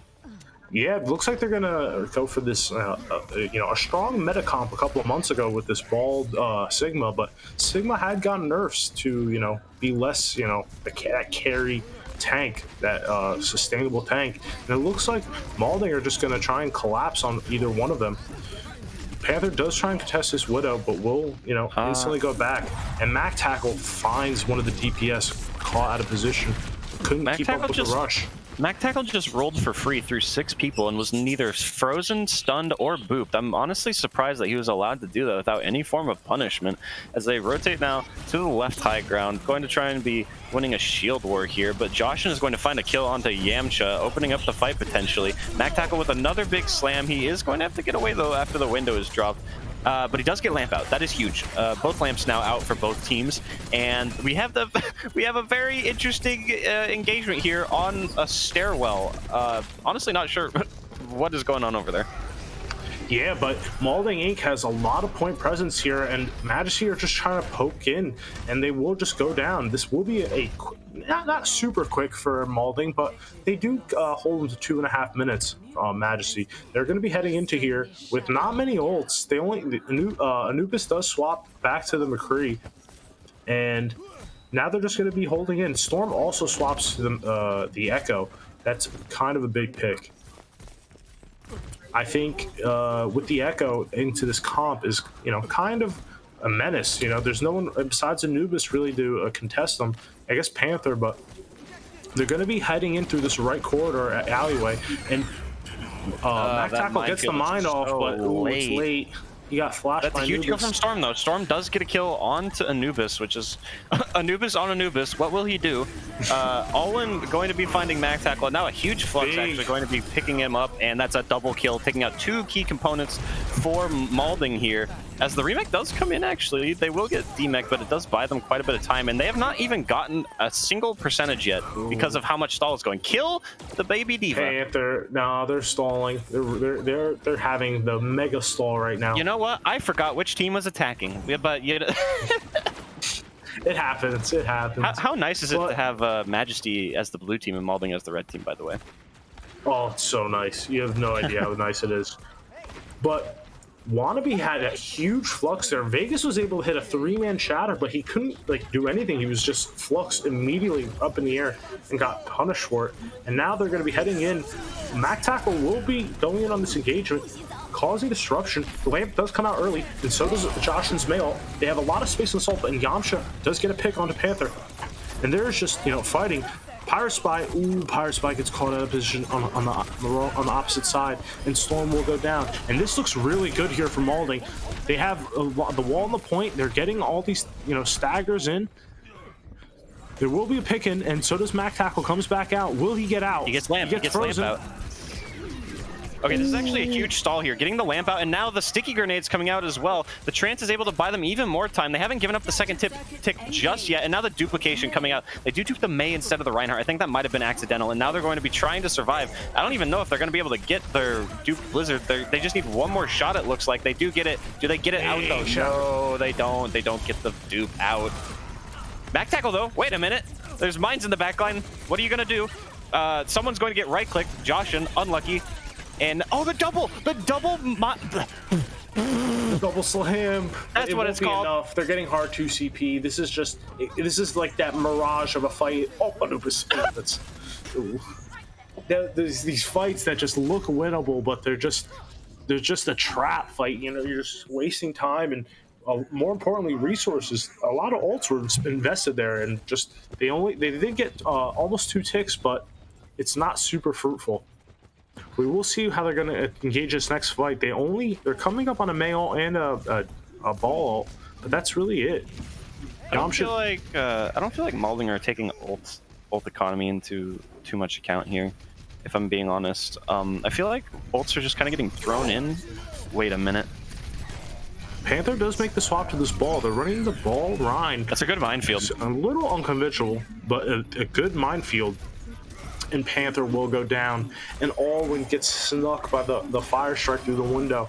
And this is just going to be a loss fight here for Accept Malding. the loss here. All right, this has happened too many times where they lose someone immediately, and then they get a pick, and they're like, "Oh, we can win it." And then it's clearly in Majesty's favor. There's no point in stalling this out, especially on a 2CP map. I think that Malding just needs to start full committing here to both engagements and also resets. Full commit to your resets. I feel like they're kind of hoping that something happens, oh, maybe this works, but right now this is one of the few maps though without any environmental kills, so those Diva staggers can be pretty legendary. Yeah. And Storm, oh my god, Storm is he gonna get out? Storm does not get out. A huge wall coming in from Joshin, and so does the Mail. They beat aggressively. I'm not sure. Oh my god, Lord.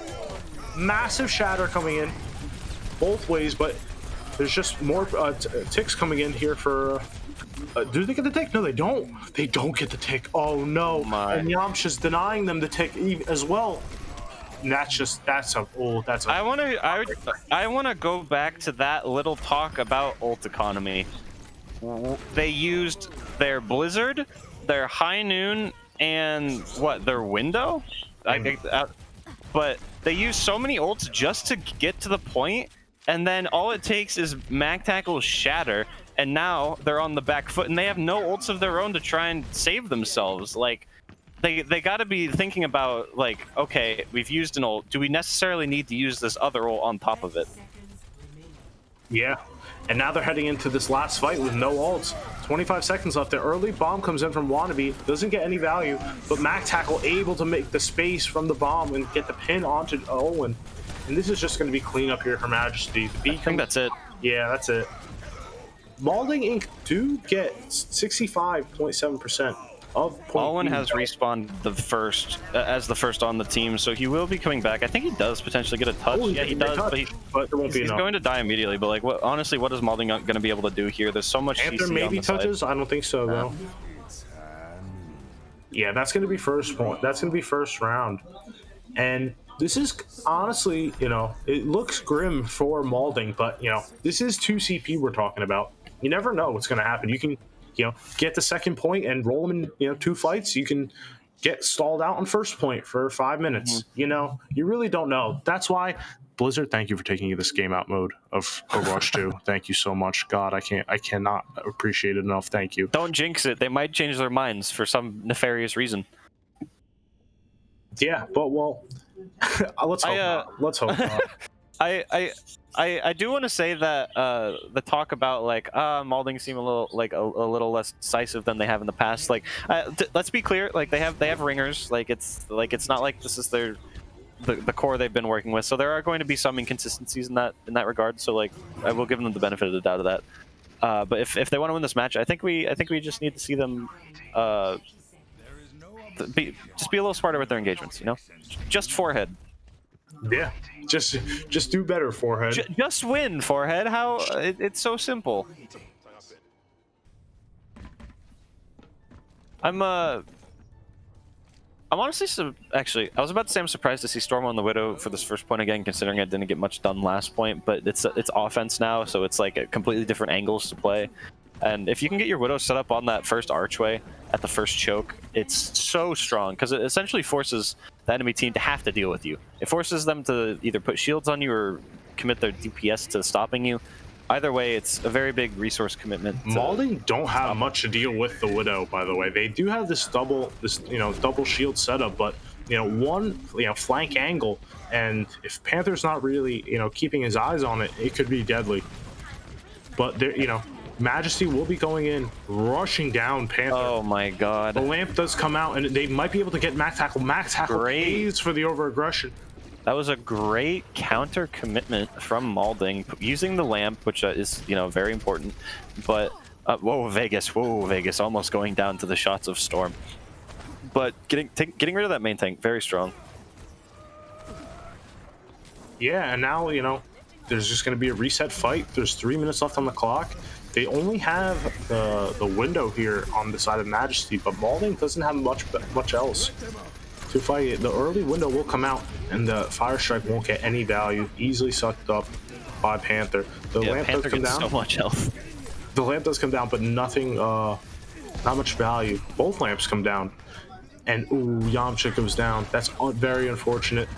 And now Look how much damage the tanks of Majesty are taking at this point. The shield is gone. The D.Va's having to go get a Mega at this point. And now they're just able to hard rush. We're actually witnessing a Sigma run down a Reinhardt. This is, oh no, and now the total and utter collapse onto Majesty as they try and back out. What a good, honestly, I love that positioning from Panther, knowing that Mag Tackle is at a positional disadvantage and moving in, even though you honestly should never be getting into melee distance against Reinhardt, at full health as a Sigma. Very, very good, essentially power positioning.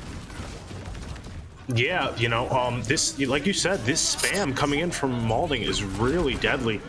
Yamcha though does get Panther. Ooh, mid flux. That's super unfortunate. I think the flux damage did come in. The flux did go off, but it was all 6. But he pays for it with his life. And like you said earlier, Malding committing a lot of ults, and Majesty wasn't even really there. They were already on the high ground. The Bob came out and got literally nothing. And now Mac Tackle drops. Where's the heals for Mac Tackle? Oh, he got burned down really quickly by Malding. This burn, this focus fire from Malding is really really good, but it's not looking like it's going to be enough. They're too spread out right now. Yamcha and Discount are holding this high, this power position on the high ground, and GT Wannabe is just trying to get the tanks out of this little cubby, this tiny Overwatch. Vegas is just doing his best to stay alive in this corner, and the trance does come in to save him from Alwyn, but it won't be. Ooh, just that's a good shatter. And the shatter comes in. This is cleanup here for Majesty.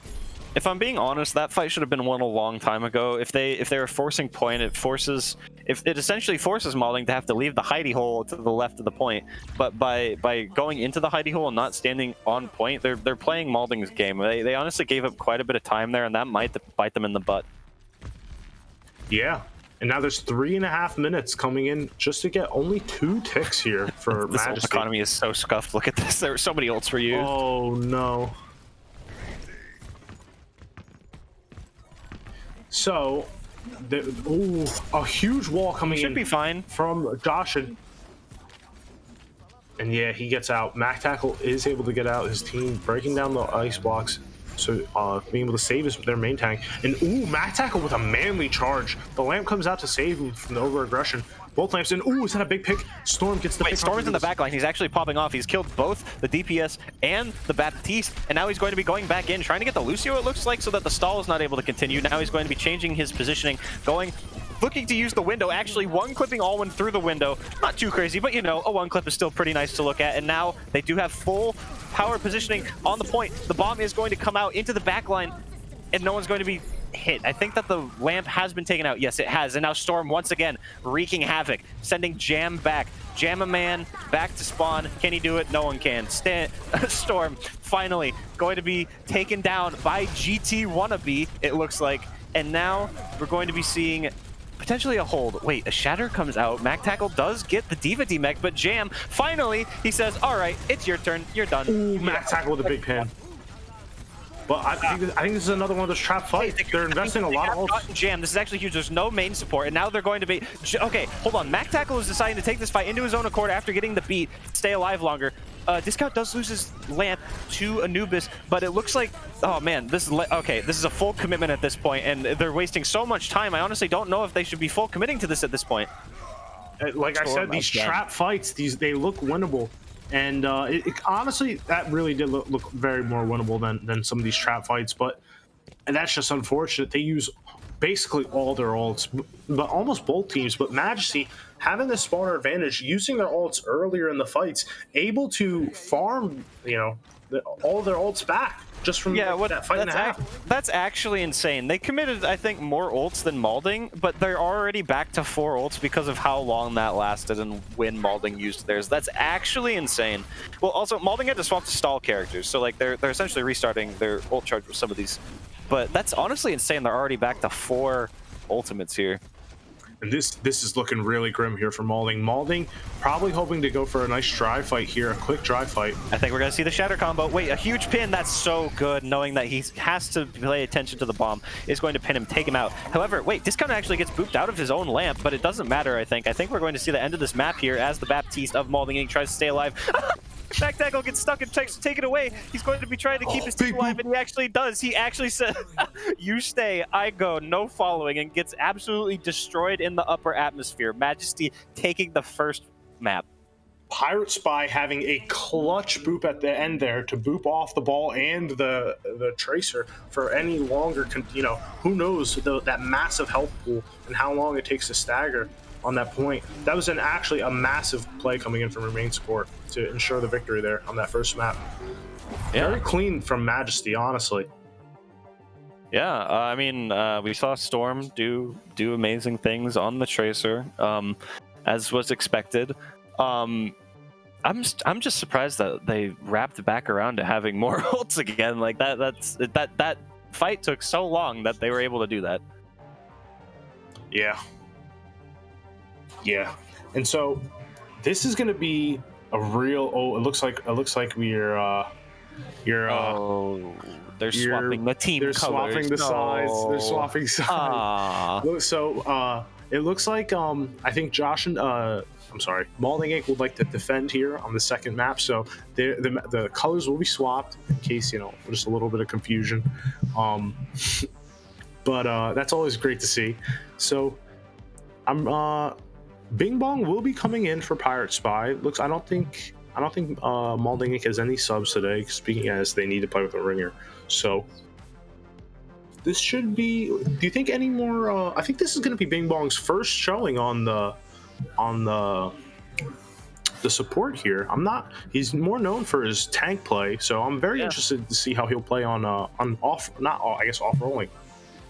I think something that should be talked about when it comes to like what roles people are playing on each team has someone that is the lowest SR. That's just how it is. It's not meant to be disrespectful. It's just like every team has someone that is going to be like at a lower skill tier than the others, and kind of finding where that person goes can sometimes be crucial to like making your team finally click. Like Bing Bong might be a great off-tank player, but when you also have an off-tank player that you're already kind of in sync with, sometimes it can be almost detrimental to put them in on that role. So we might be seeing Majesty finally figuring out, like, okay, we keep the tank line the same, but we put Bing Bong on the support line. And yeah, I'm interested to see if it works. Yeah, and especially with Cat interview. Cat does not talk. Fun fact: his name is Jerry Catfeld. I don't know if any of you kids watch Seinfeld. Goodbye.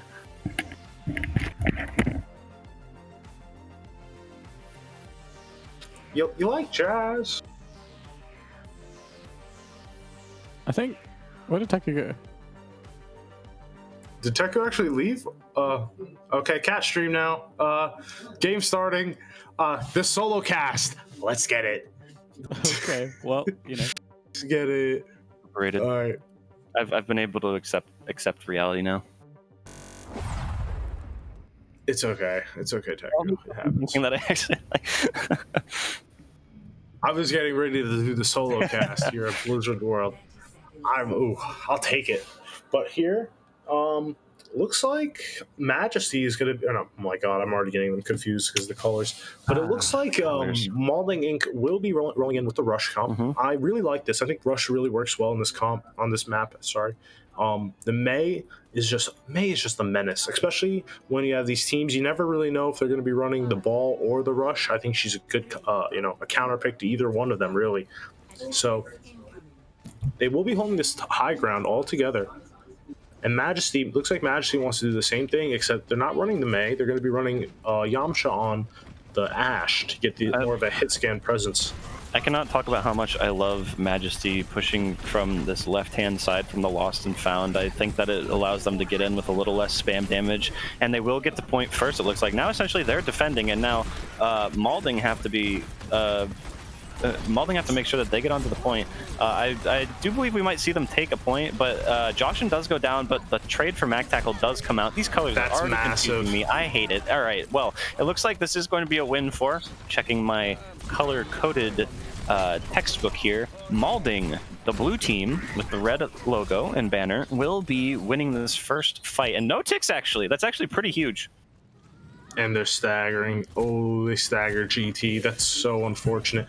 But I think you were right, though. Going through this lost and found area is probably the way to go. They like to hold up on this high ground really close. So as soon as they can, as soon as they come, like a spider, you come into its you come into its web and you wait for it, and it comes right at you as soon as it can. And as soon as it knows it can. Oh yeah, I can't speak. And they're going to be going through the lost and found again. I want to see full DM here to get through. But that's such a good window. They're stuck behind this tiny little statue now, and now the trap comes in. Wow. Josh, and with the wall, traps them in there, puts them in the hurt locker. I love that window. That was so smart. Very smart window. Now they're just going to reset and to their bread and butter. Just hold this high ground. Vegas pulling a Signet cosplay, high ground Rhine. doing the dive. This isn't just a high ground ride, it's a high ground team. All right, it looks like Majesty have decided that that direction wasn't working, so they will be looking like they're trying to get through the top. I think someone got stopped somehow, but now they're finally going to be entering flight to Duskwood. How are they going to engage on this? Okay, they actually do decide to give up the high ground, finally going to be giving up that power position and heading back to point. We will be seeing, it looks like the McCree and Baptiste, yep, taking the high ground, making themselves a little harder to get. Jam can honestly take high ground whenever he wants, and the window from Majesty will be out. Then immediately a bomb and a high noon come out. It's going to be traded out immediately. A shatter comes out. I don't think it hits anyone, and now so many ults, a flash onto Jam, and now Discount actually going to be taking out Vegas. I think that we will be seeing a Majesty flip here for the point, but wait, Josh, hold on. This is Malding is turning it around, but Joshin does go down, and I take that all back. Joshin was the crux of this defense. Help your Ryan. He's in need of help. Oh, but wait, oh, this beat. Oh, Panther, the baby diva gets 2. Are you kidding me? Oh, Lord. That was a massive beat from Alwyn, keeping Panther alive. When, you know, it looked all down. Joshin was that main, you know, with no tanks left and only a baby diva, he's the main tank at that point. And Panther staying alive from Alwyn's beat, just, you know, really keeping them alive here. It was, some would say it might be overcommitment, but, oh, Joshin uses the early mail, and they beat, Bing Bong beats, but it won't be enough. The picks are coming in, and this looks like a reset here. Majesty will try and, yeah, Majesty's trying to go in, but it's just, they're just staggering. This is very unfortunate. And there's 30 seconds left here. Malding only, they do get out of that fight only using the Mayo, which is really big because now they have almost both their tank ults and a free window high noon, by the way. But Majesty have ults themselves. There's 10 seconds though. Like, who's going to touch 9? Oh, true. Like, yeah, they have ult. That's okay, it. yeah, Diva has to go and touch. Wait, that's actually a huge bomb. I actually like that. The redirect into the throw. And yeah, it's going to get someone, but it doesn't matter. Not able to get the remech in time. And I think that's going to be a full hold here. Someone gets the touch. I couldn't really tell who, but it's not going to be enough. Bob actually they had no but presence. It's not enough to get the touch. I don't think they win it regardless, but like, man, that was a stronghold. Yeah, Malding, you know, coming out to play here. Does chat have their telescopes out? Does anyone see it? Personally, the only telescope I have is focused on Nepal at the moment. Like, that's the only thing that my telescope is seeing right now. I think we're going to a map 3 here. I think so too, Teku. I think this is going to be, I mean, either way, win or lose, we're going to a map 3. What am I talking about? Win or what am I talking about? Oh yeah. Wait, no, yeah, for Majesty, win or lose, right? I mean, because if they win, they only draw. Well, yeah, we are.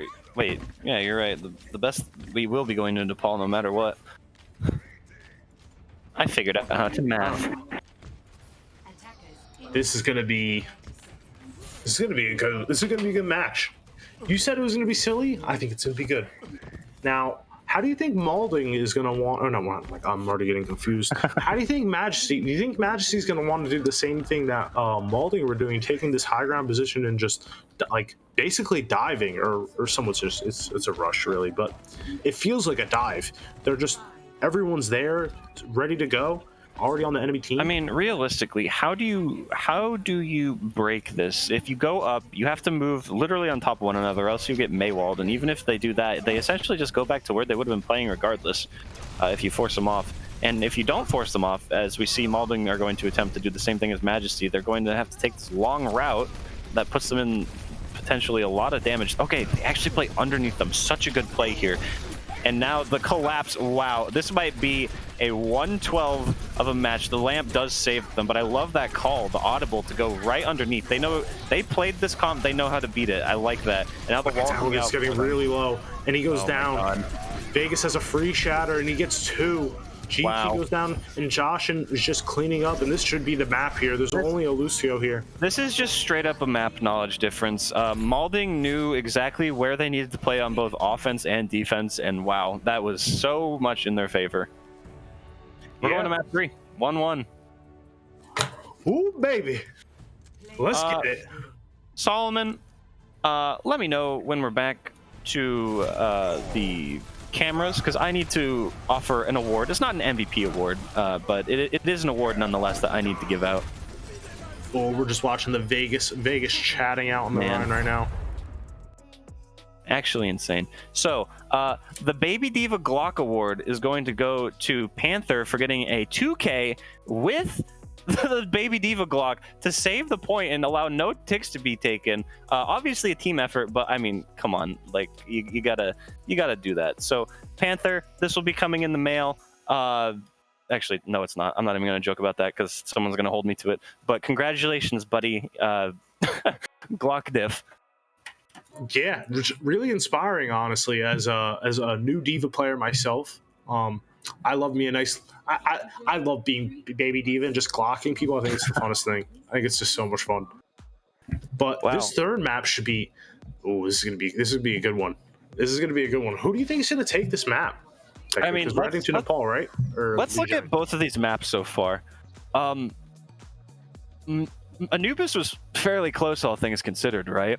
But Majesty, I would say, did play the map better, even if it was fairly close towards the end. They had about a minute left when they capped. It's not like they steamrolled. And then this map, it's just all Malding. There's no signs of life for Majesty figuring out how to either break that position or hold that position that Malding knew so well.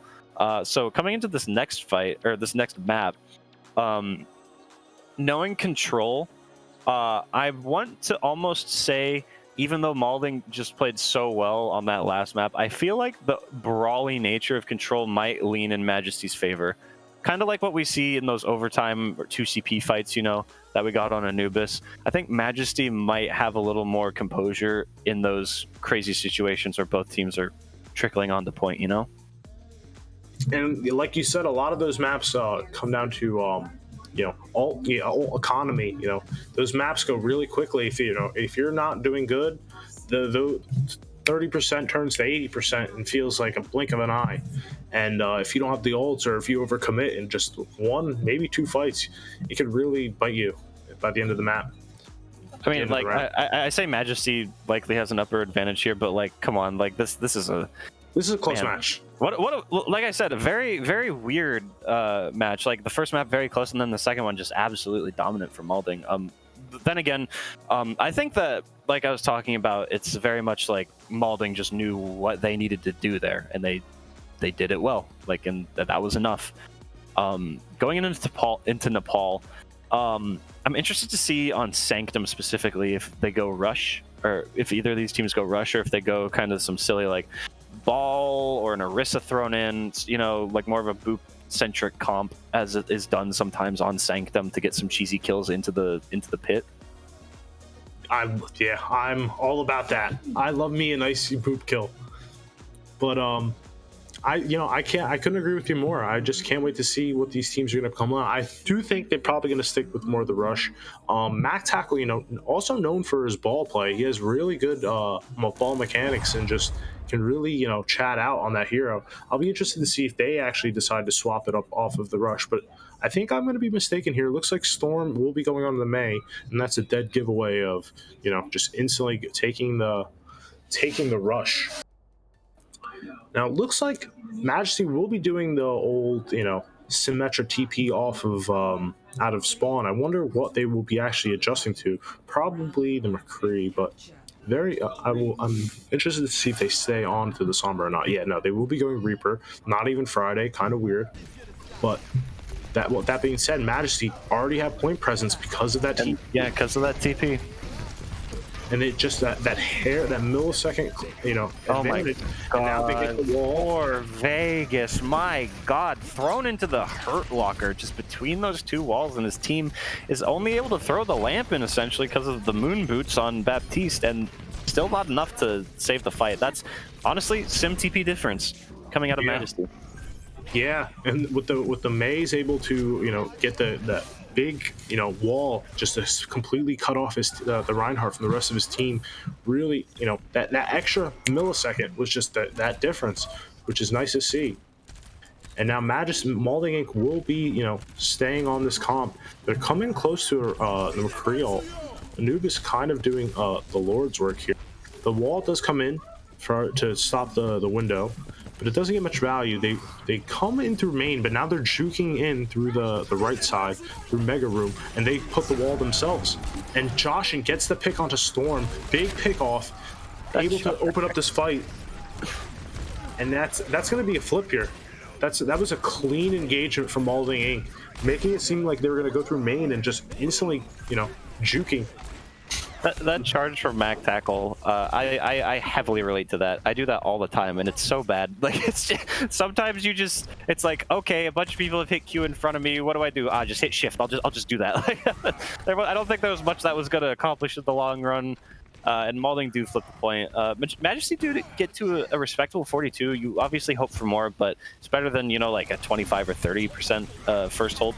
So at least they got a little extra time. And look at this engagement coming out from Malding immediately straight in. Joshin tries to get in pretty fast and freeze, but now 2 shatters coming out. One hits nothing, the other hits a McCree, and in the end, it's the Reinhardts that take each other out. All right, no Reinhardts out, and now Reaper has decided to show up. Chicken, I like the Reaper guy. And you know what the Reaper likes? When Panther's Grab gets eaten by GT Wannabe, who then shoots him in the face and he dies. That's unfortunate. Another Blizzard now on the side for Malding is going to come out and is going to immediately net them some kills. And it looks like this is going to be a hold. As I say that, the discount on the side is going to have the window, and he's going to get taken out. Oh, there's so many ults being committed. Oh my god. A lot of ults being committed. This is a scrappy fight here. It looks like Matt Tackle knows better. He's going to go off the edge and reset with his team.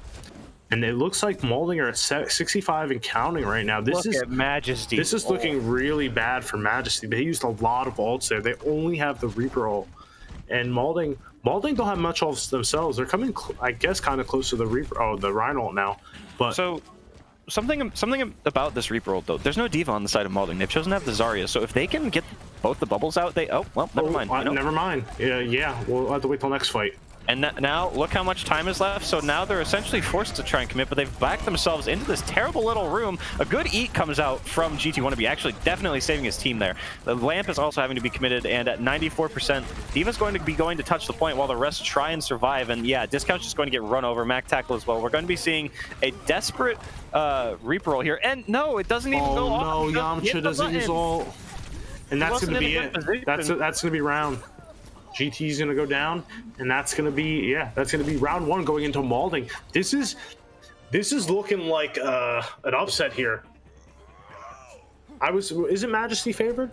Am I crazy? I honestly don't know who's favored in this. I feel like a majority of people might say Malding, just because of the people they've played in the past. But like we talked about it before this match even started, like this was going to be a very close matchup. And we're on map 3 here, and I don't know. It's close. I honestly don't know who I would give the benefit of the doubt at this point.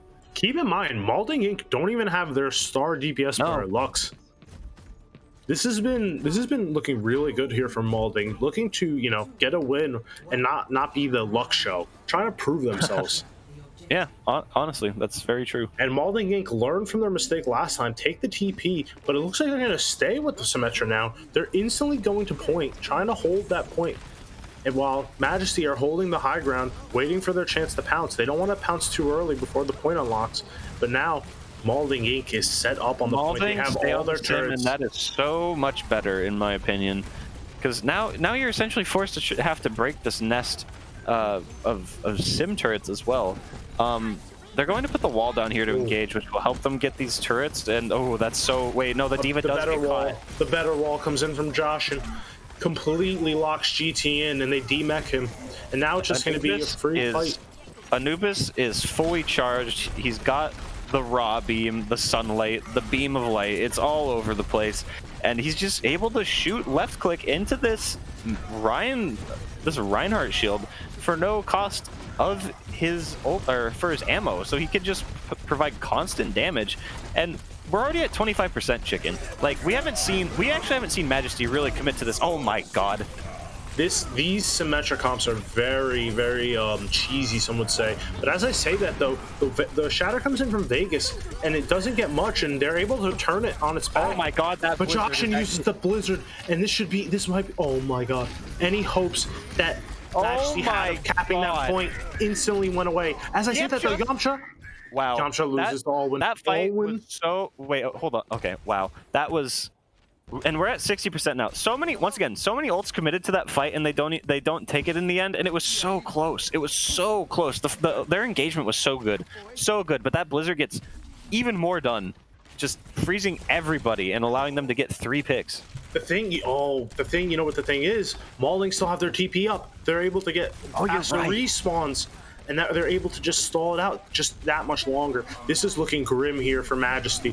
Majesty's looking for an engagement, but they're just so tough with these turrets, and one bad move can turn into a wall, and if maybe possibly get frozen. 80%. This is last fight. This is just ticking a lot quicker than they want to. This is just falling out of their hands ever so quickly. But they get the huge freeze, a huge, massive. But an even bigger grab. That's going to be it. With all of their ults left online, Malding Inc. are going to be cleaning up this fight, it looks like. And there's nothing left for Majesty. Malding Inc. turning it up after Temple of Anubis with a dominant 2-0 in map 3. Wow. Malding are your winners for this match. #1 victory royale for Malding Inc. Coming in clutch here, just like you said, turning on the burners right after map 1. Just saying, it's 2CP. They're getting rid of it in Overwatch 2. They're getting rid of it. Who cares? Let's get ready for the real maps. And Malding just completely turn up. Very inspiring. The mental fortitude from this team, really showing up. That I know we just were on Nepal, but going back to that Blizzard world, what just an immediate head turn from losing a map, which is 2CP, so whatever. But like immediately with a strong full hold and a very fast attack, and then coming into this next map and looking very dominant in it as well. I would say that Malding come out of this not only with a win, but obviously a very a stronger team than Majesty at this point. Yeah, and it looks like we have some people waiting to get interviewed. I'm very interested to talk to some of the people from Malding. Who would you like? Whoever you want to give me. Okay, let's give you the captain and Vegas. Hello. Congratulations. Josh and in Vegas. Oh. Hello. Congrats on your win. How you feel? Good. So, I want to first off, I want to say that you guys had some ringer stuff that was happening, but that didn't seem to affect you after Anubis. Funny 2CP. That Blizzard world hold and attack was perfection. Like it was so strong. Yeah. Look, we knew Anubis was a worse map, and we were pretty much expecting to lose it. But Blizzard World, I think so far, we have never lost a Blizzard World ever. Really? When we practiced what we just did, yeah. Oh, I'm actually dumb. I was trying to think of what team I had scrimmed this week that did that, and it was you. it was us. And I was trying to remember who it was. I'm pretty sure we kind of full held you. No, you did. Well. We are notorious for never capping first on Blizzard World, so we just added a tally mark to our list. Like, well, there's another one. I really liked that positioning, and I liked even more so when it got to the defense and Majesty tried to do the same. You knew how to counter it. Like it was beautiful to see you take the one path that they had never taken and immediately counter your own strategy. Like a round of applause for that. Honestly, very impressed by that. And huge shout out to Recurve. He rang for one of our scrims and just super coached Josh and Zmei and told us all the rotations, all the good walls, and that might have honestly won us the map. I was gonna say, Josh, and your walls are really good there. Looking just as good, if not better, than Storm in a lot of fights. So congrats on that one. Really looked good. All props to Recurve for teaching me how to play Mei. I know that we all meme about Recurve, but honestly, like he deserves a lot of credit for just how much game knowledge he provides. I think coached MTD.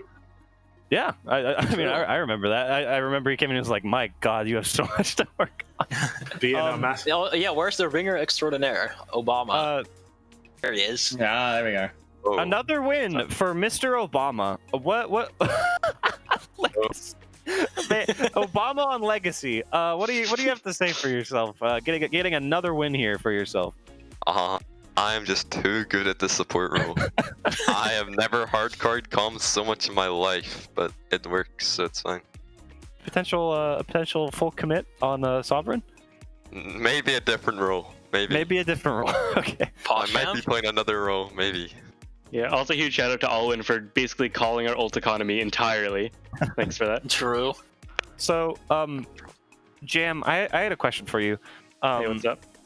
So I know Baptiste is like, you just frisbee guy, but like, you and Discount, both very good BAP players, and I felt like you ended up getting a little more value than him this match. What was kind of your thought process on how you're using your immortalities, how you were going about supporting your team, when to heal versus when to do DPS? Just kind of wondering what your thought process was. Okay, so the only thing you need to know in Baptiste is hold both mouse buttons at the same time, and you just get double the value. I also need to hard pocket Vegas because his Ryan style takes a lot of damage, to put it nicely, and that builds windows basically every fight. Also, I watched like 1 hour of Shoes stream, and I got a lot better. So watching the pros, all right, very cool. Again, did you have any other I never questions? fucking set recording on the comms, so it's been sitting there, but I'm recording anything. Oh, nice. Round of applause. Round of applause for no comms. For Wait, no comms? No comms. Wait, what the fuck? We sang Chug Jug with you for nothing. No, wait, that's a joke, right? You have our comms, right? Has this? I mean, we can sing right now. This match. That's been all day. It's okay. Malding is Josh is turned on right now. Yeah. This is your chance. Here. This will be the last thing we do with you guys here. Can you guys sing the song for us? Wait, I want to sing it. I want to sing it. I don't think we can play it because then we might get. What? But you can sing it. We get DMCA. You can sing it. Yeah, we can sing it, but we can't play it. Acapella, let's go. Where do we start? It's worth it. We don't start. We don't start at all. Okay, we don't start. No, you can just listen to me. Either with the music or nothing. It's just listen to me on Spotify, and then we can do it with the music, but stream can't hear it. Who cares? Yeah. Yep. We've had a very busy day of production, so it was just one of the things that, didn't click in. I got them ready like an hour before streams. I was like, well, I don't want to just put an hour of nothing on it. So. Observing fantastic Reinhardt gameplay from Vegas himself. It takes a lot of work. We had quadruple obs with observing direction in that final game. Like, that's our level. Like, 5-man observing teams is our level. Great, like, honestly, great arms of obs. people. Yeah, nice job. Yeah, I'm shattered. That was interesting. So apologies for that, no comms. But tomorrow we'll have comms, right? Sure. Yes, for such classics as I have five versions of OBS open at the same time, right? My PC's struggling. It's trying its hardest. Well, nice job. Thank you, Solomon. I'm gonna post something in general. Everyone has to watch it, okay? Was it the meme? Wonder what it's gonna be. No, it's something else. Don't watch it. Don't watch it. A gamer. No questions for Vegas makes him very sad. Wait, what is this shit? I'm bad at interviews. I don't Here, I got one. Vegas. Yeah, what's Vegas. Up, How was your day? Very good. I lost 150 SR, but then I came in and I thought you were about to say dollars, but then it was just SR, so I feel a little less bad. What do you mean, huh? No, we're in here dominating easy, So. How many scrims did you guys have this week? 2. I scrimmed this Malding this week. I actually just want to say that Anubis snagged my third play of the game. I was going for the 3-fer, and Anubis fucking robbed me, and I'm mad about it. I'm very mad about it. You may not win all the play of the games, but you do win the match. I think in the end you take that. I guess that's okay. Yeah. Oh, I have a question. Oh. Anyone want to play Fortnite with me? No. Only Chug Jug. Yeah, no, I only sing about Fortnite. No one wants to Chug Jug with me? Alright, kind of weird. Weird. Just a hair. But with that being said, I think that's it. I think we're done with today's games. Thank you so much. Congrats again, Malding Inc. and Aldwin for your win today. Obama, sorry. Sorry, thank you, Mr. President. course. GG's Majesty, you guys played really good, especially on Anubis. Yeah. Guys played Big really well. GGs. On That being this. said, I was kind of shook. Unless Okay, since we're all yapping, I'm gonna say it. I'm seeing a severe lack of BPL emotes in chat. What the hell, guys? Come on. Oh. I want to see more Any BPL powers? emotes. I'll give you one. Hey, I'll give you one. There we go. L chicken. If you say I'm not sub, that means just get sub, Mr. Ship. It's very My gift from Same Girl ran out. Yeah, I'm no longer sub either. If My you have gift is Amazon around now. Prime, you get a free sub to your favorite streamer. So just saying. Here, looking at tomorrow, we have games such as Research Catboy, Sovereign Waffle, Blind Hive Drip Difference, and Clients Alpine. What matches are you guys looking forward to here? Mr. Obama, I have a feeling that you're a bit of a Sovereign fan. No, I'm not. I'm not. Oh, no. I don't think he is. Yeah, I was gonna say. No. So, what would Mr. Obama like to say about the Sovereign Waffle match? There might be some swaps on the roles. That is all I will say. No comment. Okay. All right. Cool. Alwyn will be playing. I don't even know if he had 6 players because Jax left, he had family stuff last week, so he had to go, and then we got a replacement, and our replacement has really bad internet, so I don't even think he'll be able to play. So we may have 5. I'll see. No, you can get Alwyn as a ringer. It'll be fine. Okay. True. Yeah, well, if he had really good as if he had a VPN of some sort, I don't know, some form of VPN to help his internet in some way, then Chicken, does a VPN come to mind for you that this individual could potentially use? Now, there's a special code here. I think it's 20%. I actually don't know. I shouldn't be in charge of saying this, but you should use code ExpressVPN/BPL for all your VPN needs. I need a VPN, actually. I should be using this code. No, and I will be using this code. Every time we get another sign up, you support BPL. True, and let me just say, Jam, the star support player for Malding Inc, has purchased their 1-year plan and got 3 months free with code BPL. And look, we just won a game. It's active right now. Look how good it works. You heard it here first. If you buy said VPN, you win. It's actually paid to win. The script has never been more clear. Solomon allows whoever buys an account or buys a service for the you know what? Talking is hard. Subscription. I'm tired. There you go. A subscription. Hey, that's the word. So why is Hovering 0-4? If you bought a subscription to expressvpn.com/BPL. Maybe. No. You haven't gotten to the last few pages of the script, Alwyn. You haven't gotten to the end of season upsets. Not yet. Let's keep the secret. Let's try and wrap this up then, shall we? We have 4 more amazing games tomorrow. We start at 4 p.m. Eastern. We're closing out the regular season soon. We have 1 more week left of regular season after this. It's crazy.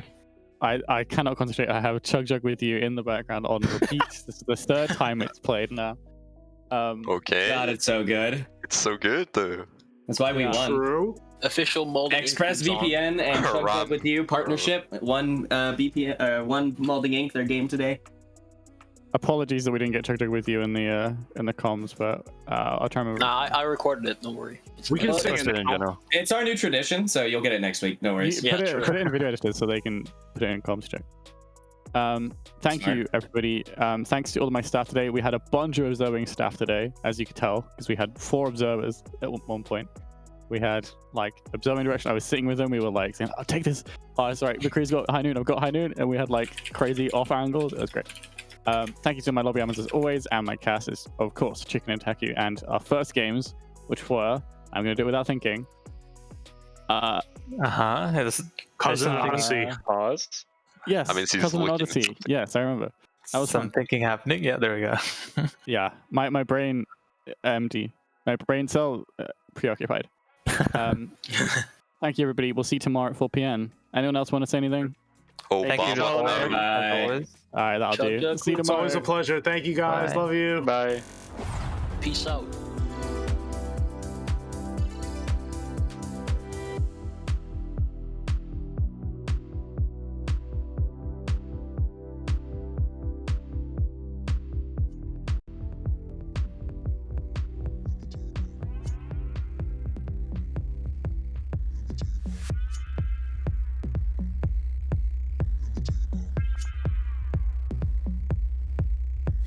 about me. Take it down in 1, 2, 3. I don't like my boys too sweet. I don't worry about you. I just worry about me. So you better run. You don't know what I mean. Take it down in 1, 2, 3. Phone is buzzing up, beep beep. I don't care about you. I just care about me. So you better run. Take your pretty outfit and go. Show yourself right out of my zone. Now before I lose my control. Grass is always greener, you know. So I used to stand in it for. Run back home to mama, let's go. Run boy run, run boy run, run boy run away. Run boy run, run boy run, run boy run away. Run boy run, run boy run, run boy run away. Run boy run, run boy run, run boy run away. Run away. Run away. Run away.